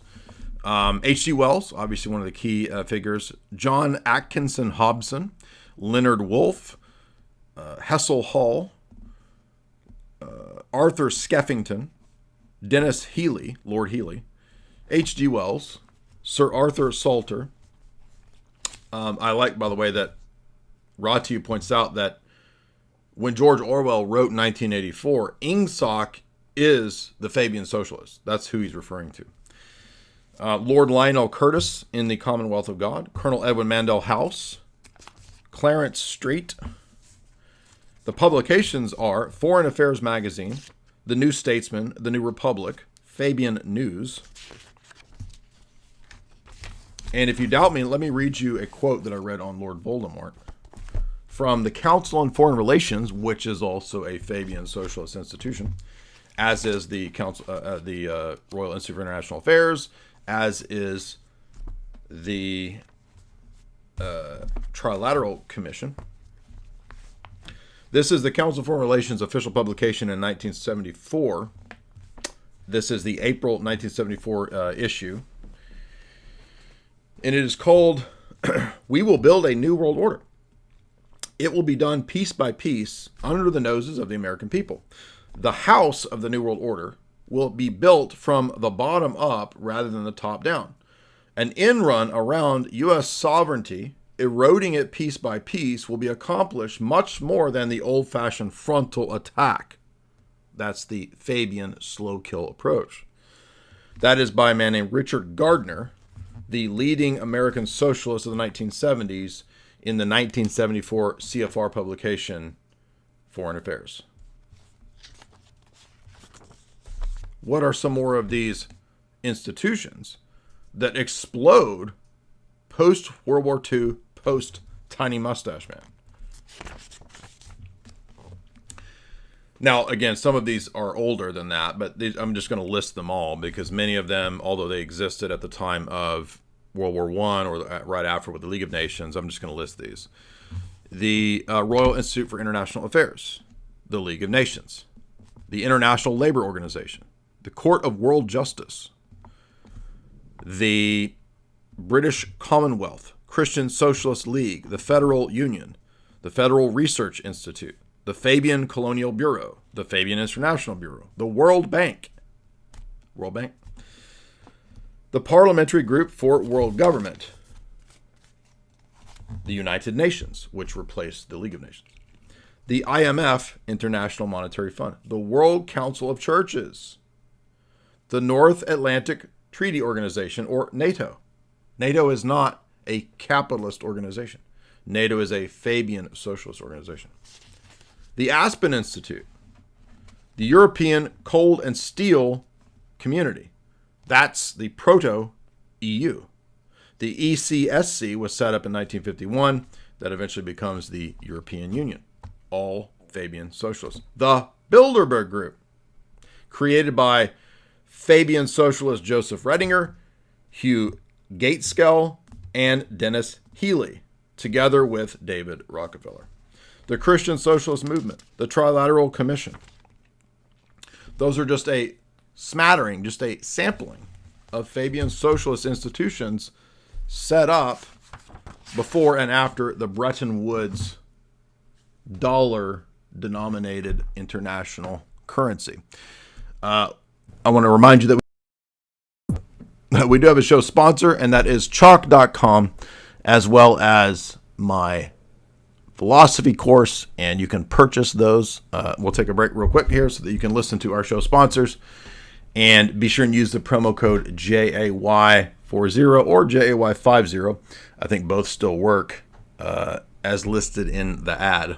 I'm gonna put you on something crazy real quick. Most of these Zoomer gym bros are consuming macro-guzzling synthetic dyes and synthetic sweeteners on the daily. They don't even know it. Goofy AF. There's nothing great about that. Do not listen any further unless you are an alpha or sigma male. This is important and there could be consequences. There's a new certified sigma male pre-workout powder for sigmas only. It is guaranteed to empower you to dominate your co-workers, fire your boss, aggressively gamble, or invade a small village. Chad Mode stands out from the crowd by excluding artificial flavors, preservatives, sweeteners, and dyes. We've even avoided so-called natural flavors, which are actually not natural at all, ensuring a clean and effective formula.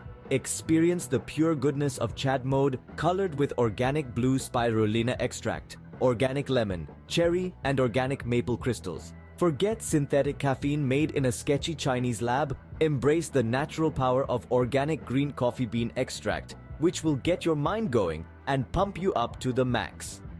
Chad Mode is made in America with all clean ingredients, the first clean pre-workout of its kind.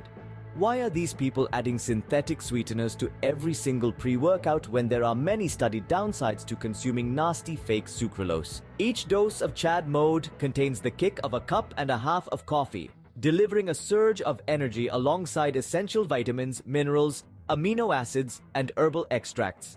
Chad Mode will allow you to fire your boss and dominate anyone who opposes you. Chad Mode will make you more dominant in your daily life, so proceed with caution. It's as simple as mixing 1 or 2 scoops of our fine powder into water or juice, providing you with a delicious, energizing beverage featuring a burst of sweet organic fruit flavor. Chad Mode will give you the extra edge you desperately crave.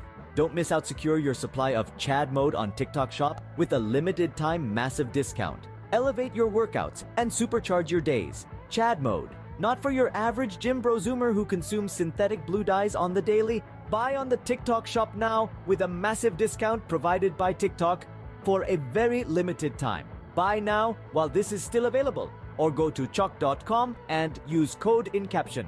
Chad Mode has been flying off the shelves because it's the first of its kind, certified for alpha males only.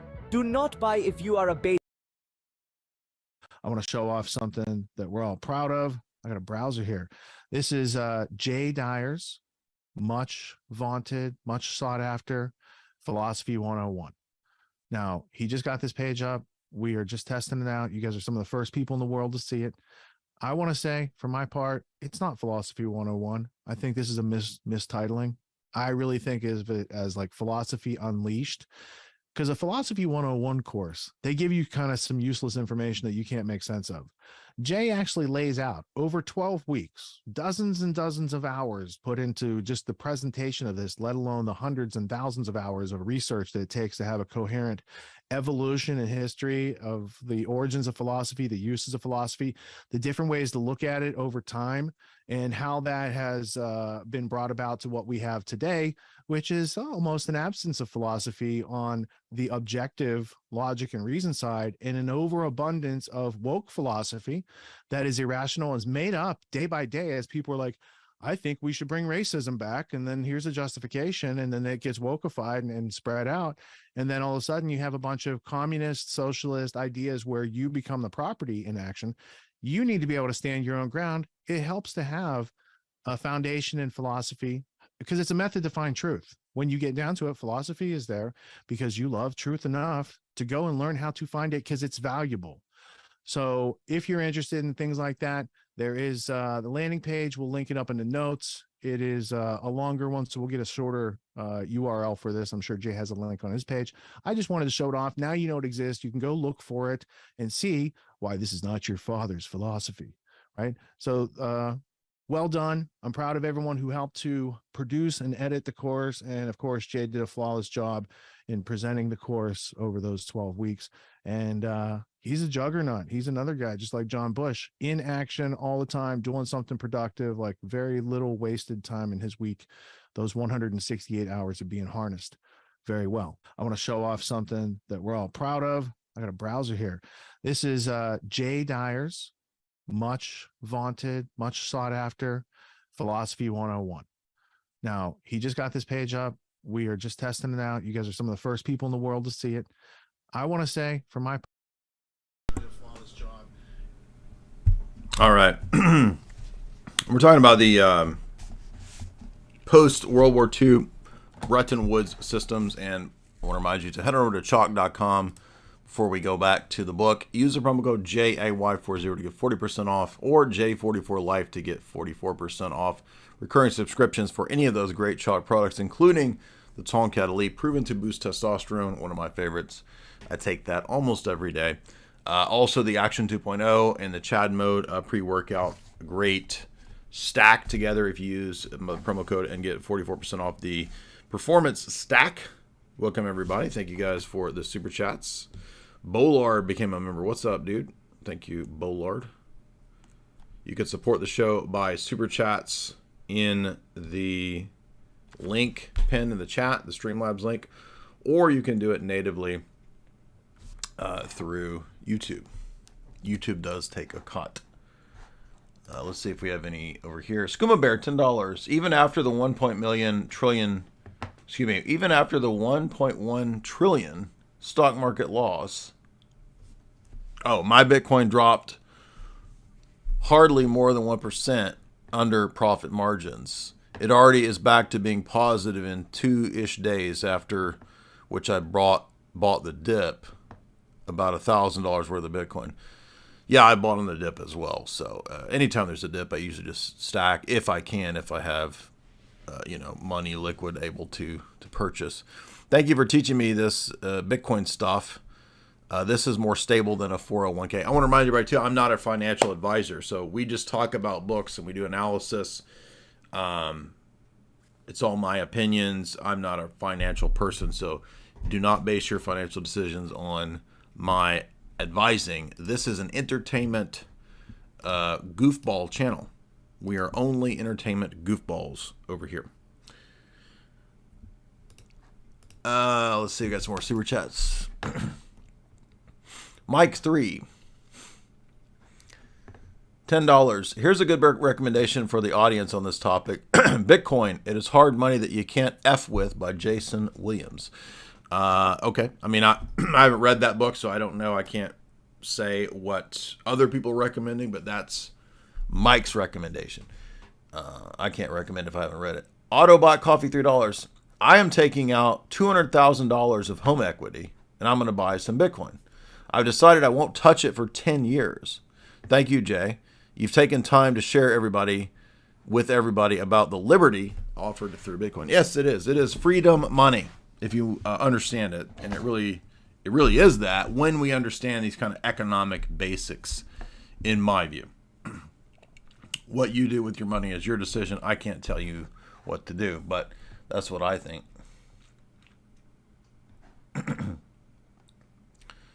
Gen Z, $3. What asset can be freely bought and sold, but is impossible to manipulate, especially by the people who get more of it and then play a bunch of shell games? Well, I mean, I don't think any asset was that way until now. So really, Bitcoin is the first of that. That's what I believe. T-Funk sends $100. There's T-Pain. There's T-Pain. Excuse me. There's T-Pain. There's G-Funk. And now we got T-Funk. I like this, the way this man thinks. He says for $100, I started reading Klaus's Fourth Industrial Revolution book. He sounds like Ray Kurzweil. Yes, he does. In fact, we have lectured through that text, and we actually lectured through it quite a bit during the COOF when Klaus was on a daily basis, talking about the Great Reset. So I do recall this, and I do still have those lectures up if you're interested in watching my talks. But you're absolutely right, because Klaus, of course, is a transhumanist, as is Noe Yuval Harari and all the people in that circle. It's like the speed of the rate of technology can just justify everything. Yeah, they really do kind of treat it as their god. Absolutely. The impact of science on society is in the mail. That is, of course, Bertrand Russell's book. Bertrand Russell was, at least for the most part, a Fabian socialist. He was a member of the society, left it supposedly for some whatever reason, but basically still had all the same ideological commitments. So, for all intents and purposes, he is also kind of like Keynes, sort of honorary Fabian. Yeah, I think you're going to find that book to be also very eye-opening. I've lectured on that one for many years. It even surprised me when I finally read it, how much was admitted. You know what I mean? I will add too, by the way, that there's kind of an accidental admission even by Jacques Attali in his Millennium book, which he was writing in the late 90s, when they tasked him with reintegrating the Eastern Soviet bloc countries into the neoliberal IMF sphere. He mentions all of these things in the first few chapters that contribute to the creation of flourishing civilizations and empires. So much like Saifuddin, although I don't think at all, I'm not saying Jacques Attali is a good dude. He's one of the global elite goblin creatures. But what's interesting is that he admits that civilizations are tied to these fantastical new inventions. Right? Saifuddin's focusing on the economics and saying that sound money is a key element of a flourishing civilization. Jacques Attali is focusing on inventions, and you can even argue that money is also a very sound, solid money can also be an invention. Oh, interesting. What combines those two things? A new invention that is revolutionary and a sound money? That's what we're talking about today. And they're both from very different ideological pools, right? Jacques Attali being a globalist neoliberal, and Saifuddin being a libertarian-ish Austrian economist guy. Some of the Keynesian errors is what he moves on to discuss next in his book. He says Keynesianism focuses on micromanaging all of the economy. It becomes a pro-war machine economic theory. They believe in price controls. They believe in the New Deal. They believe in government spending is economic incentive.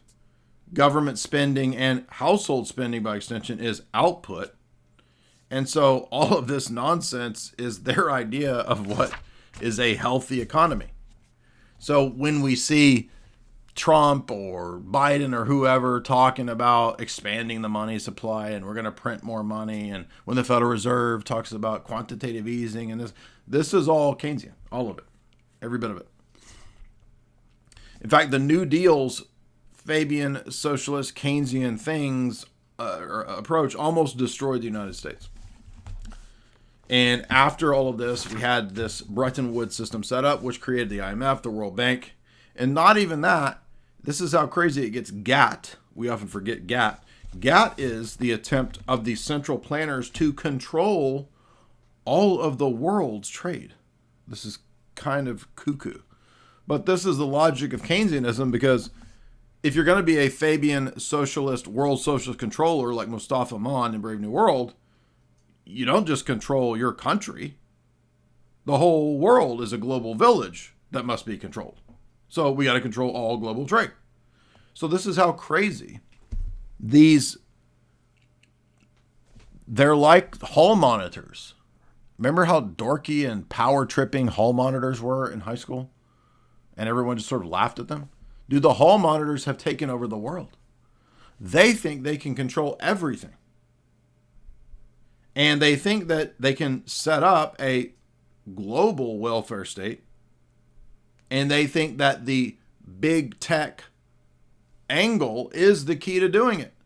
So with Facebook and everybody using the internet, we'll have a global universal basic income.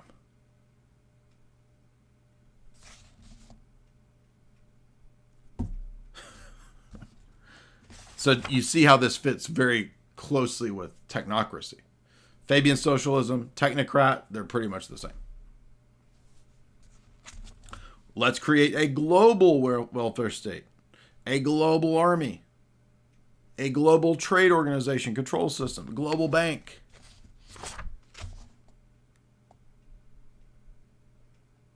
The welfare state, the war machine, the military-industrial complex, the Great Society, they are all Fabian socialist creations, as well as massive inflation of fiat currency over and over and over. And no matter how many times it's shown that this doesn't work and it destroys a society and economy, they still keep doing it. And we just need to socialize harder. We need more socialisms. Just socialism harder, bro. You're not socialisming enough. And ultimately, what ends up happening, as Saifuddin correctly points out, although he doesn't really say the deep state, he essentially just says, really, politics and politicians don't even matter anymore. They come and go while the giant black hole debt system continues on. And you get every now and then Barry Goldwater, who says, hey, maybe we should fix the currency. And then everybody loses their mind and he gets forgotten. Or you get a Trump, we got to fix the Federal Reserve. And then everybody forgets, right? Now, the sad thing, the scary thing, is that in the modern period, the last, century, post-World War I. Post-World War I, there have been 56 fiat currency collapses in the world. And pretty much every fiat currency is destined to go this route. Why is that? Well, first of all, the 56 previous examples prove that it goes this way, right? So if it's happened 56 times in a row, then it's probably not going to work the 57th time. That seems reasonable. Governments have a monopoly on money. That makes the money a scam system. It's a way to steal not just from the present working class and the value that the working class has in their stored up dollars. It's also theft from future generations. For example, in the post-Bretton Woods system, the banking elite actually doled out the losing nations in World War II future debt in terms of generations of debt. The Germans would be in debt for the generations to come. Get to the chopper. Literally. Generations of future indebtedness. Well, let's just go back to the gold standard. Isn't that the solution? All we got to do, dude, is just go back to the gold standard, dog. Now, wait a minute. Gold, although it does have many better qualities and properties over fiat, is not necessarily the answer at this stage. First of all, the Rothschilds, the King and Queen of England, own massive amounts of the gold stores that exist, as well as other elites. So simply going to a gold standard just means switching to an alternate form of currency that the elite already have a massive amount of control and manipulation of. Gold and gold's price and gold markets can and are often manipulated. For example, central banks hold large reserves of gold.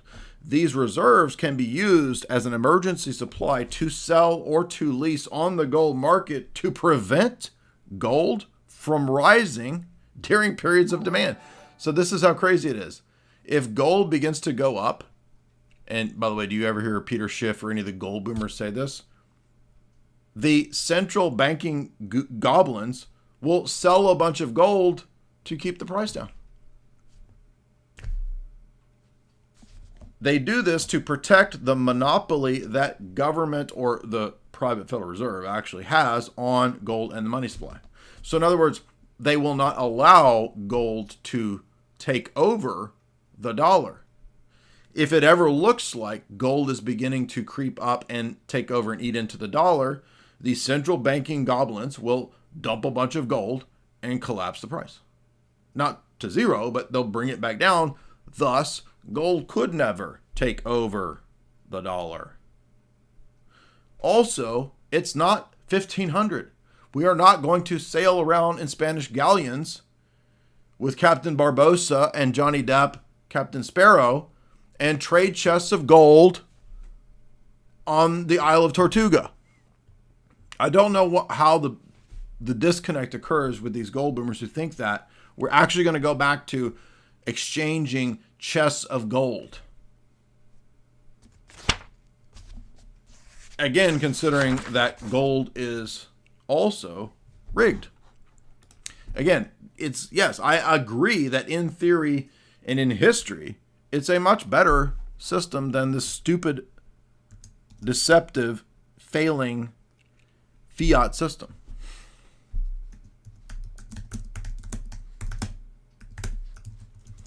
And early on in the book, of course, he has a few charts that show that, yeah, gold has won out over 50 years against fiat currencies. But that's over 50 years. So, yeah, you could make a 100x over 50 years or 40 years, right? That, in other words, that's doubling once. So I've got $50,000 saved. I put $50,000 into gold, and in 50 years, not right now because the dollar might collapse in the next 10 years, but let's say it's 1970, okay, and we put a bunch of money in gold. Let's go to the chart here. So this doesn't even go back to the 70s. It only goes back to the 90s. Okay, so $380. What are we at now? $3,300. So we'll say from $300 to $3,000 to make it easy. Wow, a 10x in how many years is this? A 10x in 30 years? Do you want to wait 30 years for a 10x, or do you want a 10x in 4 to 5 years is the point, goobers.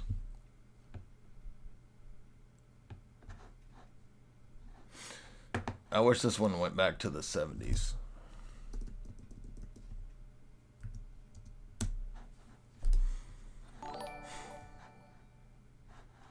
But you get the point, right?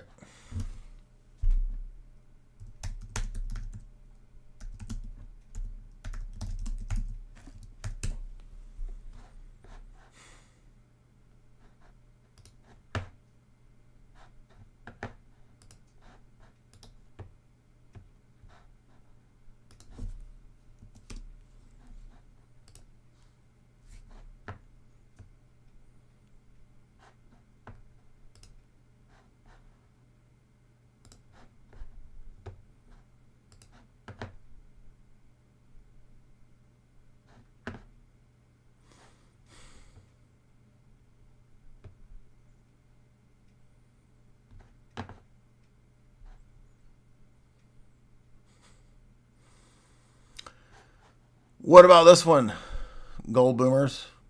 Can you read this one?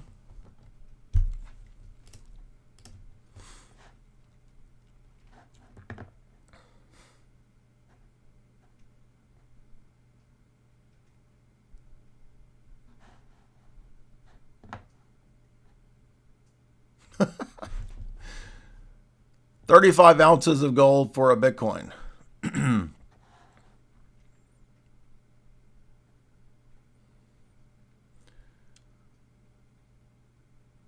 0.01 Bitcoin for an ounce of gold.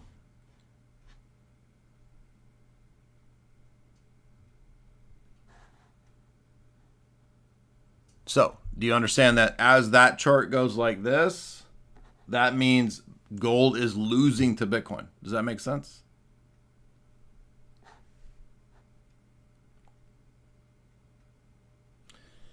In 2015, an ounce of gold was 0.2 Bitcoin. 10 years later, an ounce of gold is 35. I can buy 35 ounces of gold with a Bitcoin.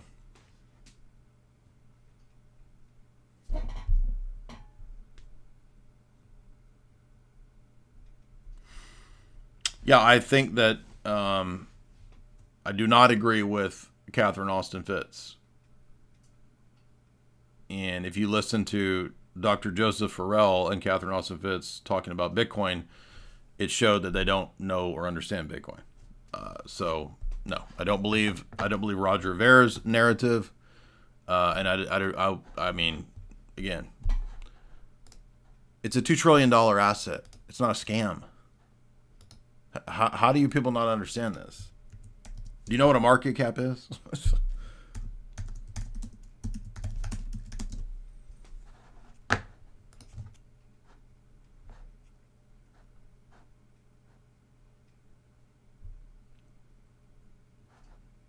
Do you see this right here?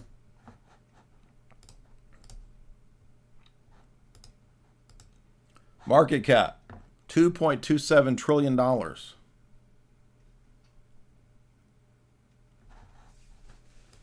What is gold's market cap?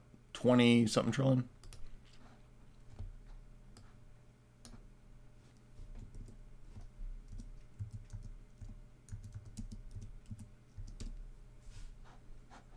$22.5 trillion. So it is 10x Bitcoin.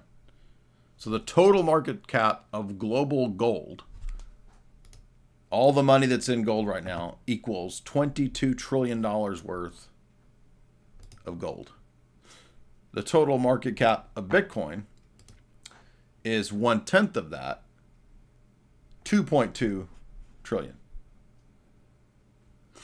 So you understand that a few years ago, Bitcoin was not even in the ballpark of gold's market cap. And we have now grown and eaten. That's what this other chart that I showed you.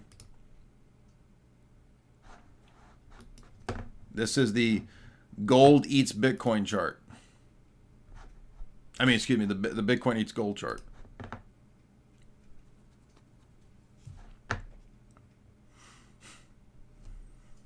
That going up from the left to the right is Bitcoin eating gold and all the other assets. Do you see that? Does this make sense? It's not that difficult. These are not like, you don't need a PhD to read these basic charts. It's just number go up, dude.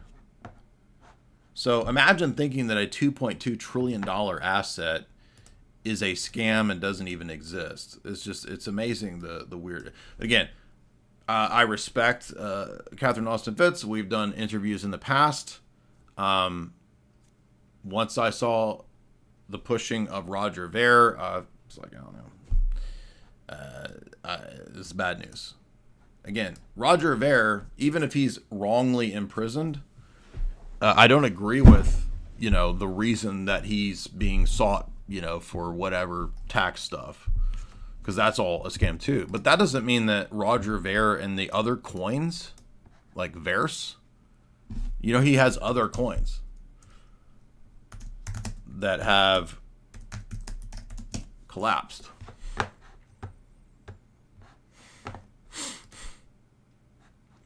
The Verse token I mean, he's shilling these crap coins.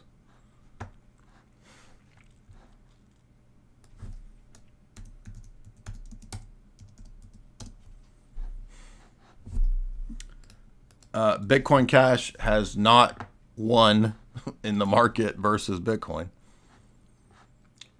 Here is the price of Roger Ver's other coin, Verse. Oh, what do you know? Collapse. Interesting. Down 100% in the 3 years of existence.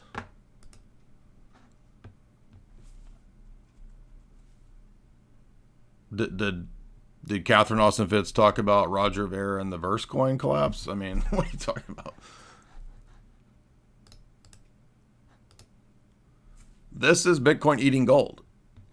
Like, why are we sitting around listening to boomers talk about things that they don't understand when you can look at this and see that Bitcoin is eating gold like Pac-Man?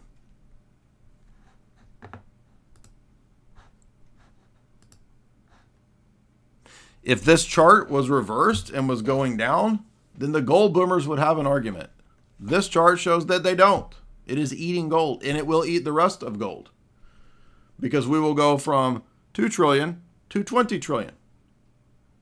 And when we flip gold, all of the gold boomers will already be probably in the grave, because that'll be probably 5 to 10 years away. They won't, by the way, they will never apologize for being wrong, by the way. And at that point, Bitcoin will be, 10x from here. So it will be $1 million a coin. So 10x from here is $1.1 million Bitcoin when we eat gold. In realistically, given the way things are going, I would say this could happen 5 to 10.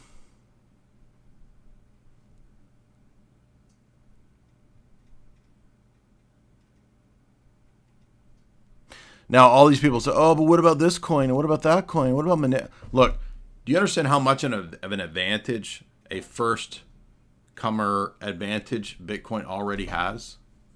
In other words, yes, you could go to Solana and the transaction is quicker. But there's massive trade-offs in any of the trilemma when you sacrifice something like centralization or decentralization for speed. So Solana, which is centralized, is quicker, but you've sacrificed decentralization. So the likelihood of Solana flipping Bitcoin is highly, highly, highly unlikely, even if it's faster. First mover advantage, even in crypto, Bitcoin, is still a huge thing. I mean, imagine all the institutional adoption that has occurred and the massive store of value that already exists. I mean, it's just extremely unlikely that all the existing institutions will suddenly switch to XRP or some nonsense like this. It's just not likely. And there's way more risk with other competing, dying cryptos like that. Does that make sense? And imagine when Bitcoin does flip gold, like how many more people will FOMO in when it flips gold? That will be a huge world-changing event. And we're already 1/10 of the way there. I mean, remember, it was not too long ago we weren't even near 1/10. So, point being, there's many, many, many challenges to gold, especially in the modern world, which make it unlikely to be something that we would return to, even though it would, probably be better than what we have now. But you would basically need the entire Federal Reserve System to go away, because the central banks can dump gold to keep the price of gold down. You would basically have to have all of that go away. And that's probably not going to happen anytime soon. But we've already had the virus of Bitcoin at this moment already released to the world, already eating the world's assets, you see. So, sound money versus parasite money is essentially where he goes. Then he goes on to talk about savings versus immediate gratification. Bitcoin is something that meets all the positive basics of sound money, and it promotes and re-educates people about saving their money. Yes, gold was intended to do that, and all the gold bugs and the Ron Paul types and all those people, they were Austrian economics people. They were good at re-educating people on the value of saving your money and a store value and low time preference value over time, etc., versus immediate gratification, blowing my money right now, getting into debt, stacking up, piling up debt. Most Americans are living on massive credit card debt. Most Americans have massive debt. Most Americans, apparently, some studies say, don't even have like $1,000 to $2,000 on hand saved up. Most people living paycheck to paycheck. This began in the late 80s and early 90s when credit cards began to be intentionally promoted to everyone. In other words, giant credit card companies realized that they could become giant trillion-dollar assets by promoting the idea of living in the immediate and not saving. So you could prolong value live in debt for the moment and then borrow money from your future work and live on credit cards and live outside of your means. This was promoted on purpose as credit cards became in vogue. And credit cards are a pretty late invention, by the way. I don't know if you know this, but I think they're it's like late, I want to say something like even like the 70s, maybe late 60s.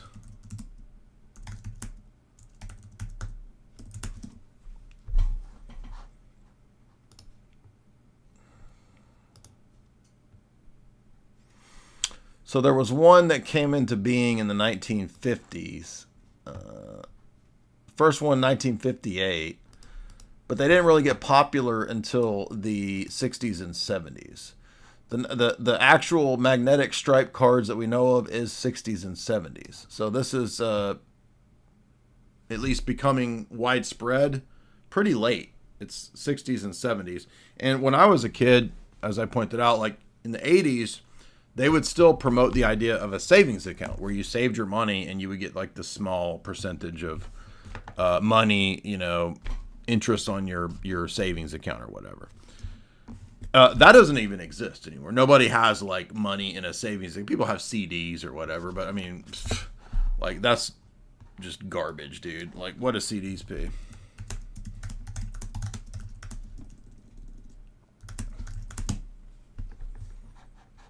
4%. 4 to 4.5%. That's trash, dude.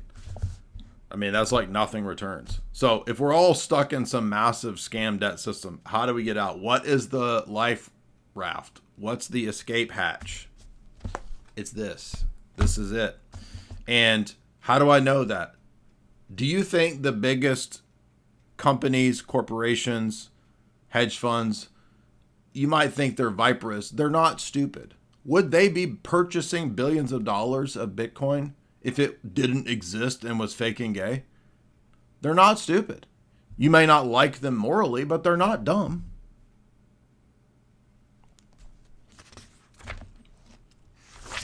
By the way, yeah, I mean, we have to be nuanced here, charitably nuanced. Debt can be utilized. I am not saying that all debt is wrong. There are wise ways to utilize debt. I have done that at times. And I'm not saying you have to do that. I'm not advising you what you should do. But there are wise ways to use debt in situations where it's not, if you have enough, say, capital, and then you utilize a loan at a certain amount, it's not ultimately that damaging to you should your venture go belly up, right? So in other words, it really depends on your situation and your risk tolerance. If you have a fairly high risk tolerance, then it can be advantageous to utilize debt in that way. If you have no money, no assets, no savings, and you want to then pile up credit. That would be stupid. Piling up credit cards with no assets is dumb. That's so. Again, it depends on people's situations. But I'm not telling you what to do. I cannot give you financial advice. Do not listen to me for financial advice. Lasha, $5. We need a Georgian mustache man and birria in the West. Birria tacos? What is a Georgia mustache man? I don't know what that means. Journey of Abundance, $10. I don't know if you mean Georgia, like a southern Chattahoochee, way down yonder in the Chattahoochee, Georgia, or do you mean Georgia, the country? Journey of Abundance, $10. I'd like to hear what you think about Kaspa. No, that is an Israeli-based copy of Bitcoin. No, I'm not interested in Kaspa. Don't need it. Not interested. Bitcoin already exists. I do not believe it will replace Bitcoin. Cine Magic Bookshots, $5. Today is my 43rd birthday. Thank you. I bought Bitcoin for the first time in my life. I also talked to my kids who are in the early 20s to invest. Cool. I hope that works out for you guys. I can't give anyone financial advice, so don't listen to me. But if you do choose to enter into the realm of store of value savings via Bitcoin, my referral code is right here in the link. Thomas Miles says, I credit max and I spend it all on Jordans and grills. There we go. At least you could sell your grills though, right? You could cash out your grill. Let's see if we got any more super chats.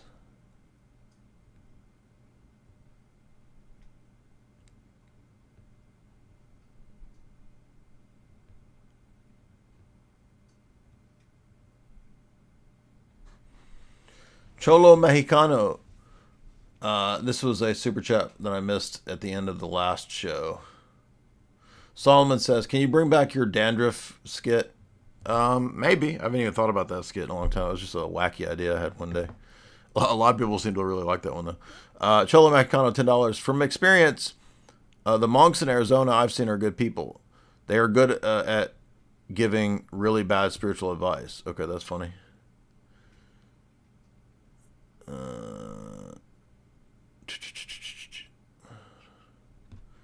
So we did all these. We did that. Making sure I got everybody's super chats.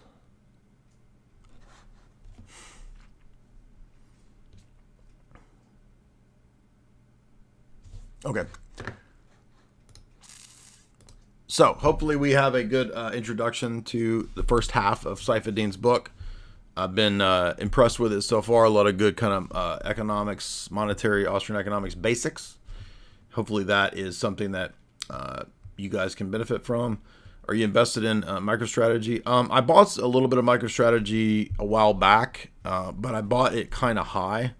So I was like, it wasn't very much. It was just a few $1,000s worth just playing around. But I might throw some in there again because we're at a dip right now. So this is a month low for MicroStrategy. We're around where we were 6 months ago. And let's see, what's the high that we could get up to? We could get up to, all-time high was almost 500. So I think that probably MicroStrategy will do good. And then Michael Saylor has come out with these 3 other risk level products, Strike and Stretch, and like Stretch Armstrong, all these different ones. I might throw some money into that. I'm not sure yet. I mean, if I was going to, now would be the good time. It's just that anytime I do get some extra capital, it's like I immediately just buy Bitcoin. So it's like, it's just such a hassle because you can buy this on Robinhood. That's where I bought it. And I always forget that if you buy something on Robinhood, it's structured in Boomer World where you purchase it from the bank, from your bank, and then it takes 3 days for that to go through. And then Robinhood makes you wait a week before you can do anything with that. And then if you wanted to sell it, you got to wait another week for it to go back. It's just like 2 to 3 week waits for, stock stuff is just so freaking boomer. If you're used to crypto and everything kind of being, fairly quick. I mean, I know Bitcoin isn't instantaneous, but like Bitcoin compared to the stock market is like light speed. So, it is tempting to buy some MicroStrategy. I just don't have any liquid capital at the moment. So,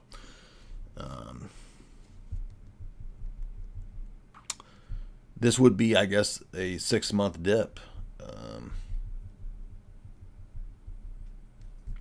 But to go to an all-time high is really only, another 25%, 30%. So if I bought MicroStrategy and had to wait for an all-time high in the near future, which would only make me about 30% on that purchase. But if a Bitcoin all-time high occurs in the next few months, which takes us to, I think there's a good chance, I don't know, but a good chance we could go to 140, 150. That's a much greater, I guess that's about 30%. But I think we could hit 200. So that's almost a 1x, a 2x, I should say. So a 2x versus 30% all-time high. I mean, yes, MicroStrategy could double as well. You could have a run up to $800. That's possible too. I mean, as Bitcoin does well, MicroStrategy will also do well too, but they don't actually run parallel, so it's kind of hard to figure out. I don't know. What do you guys think? It might be worth dipping into that. If I gamble with any meme coins or something like that, it's just smaller amounts. So yeah, I might gamble a little bit with SPX or Dork Lord or something like that.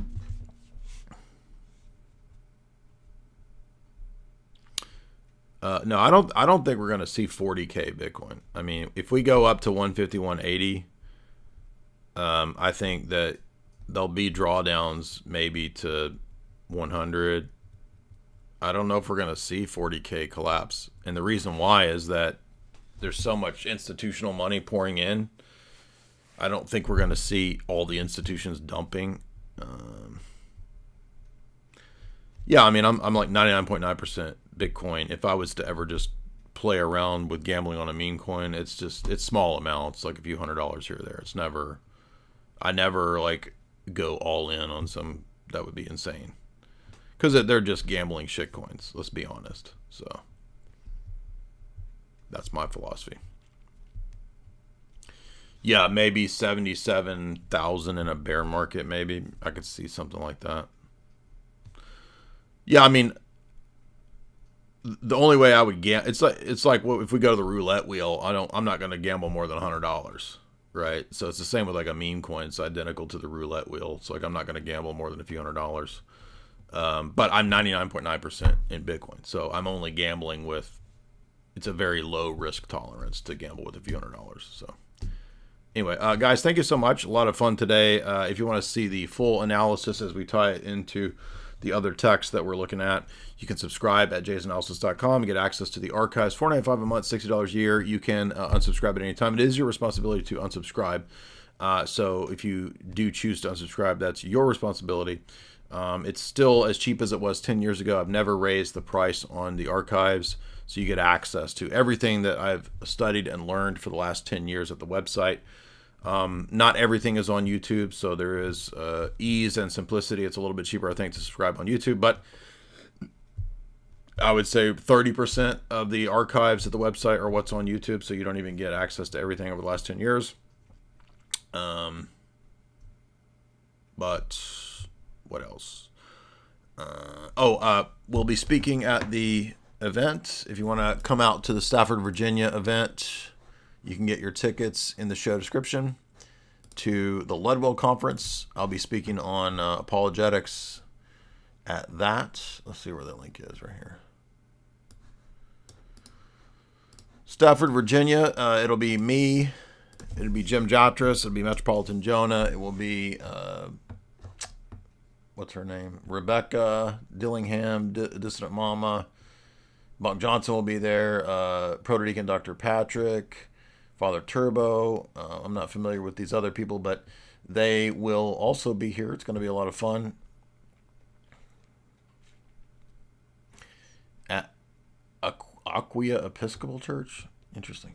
So they rented the Episcopal Church because I guess Metropolitan Jonah's Church is a little too small for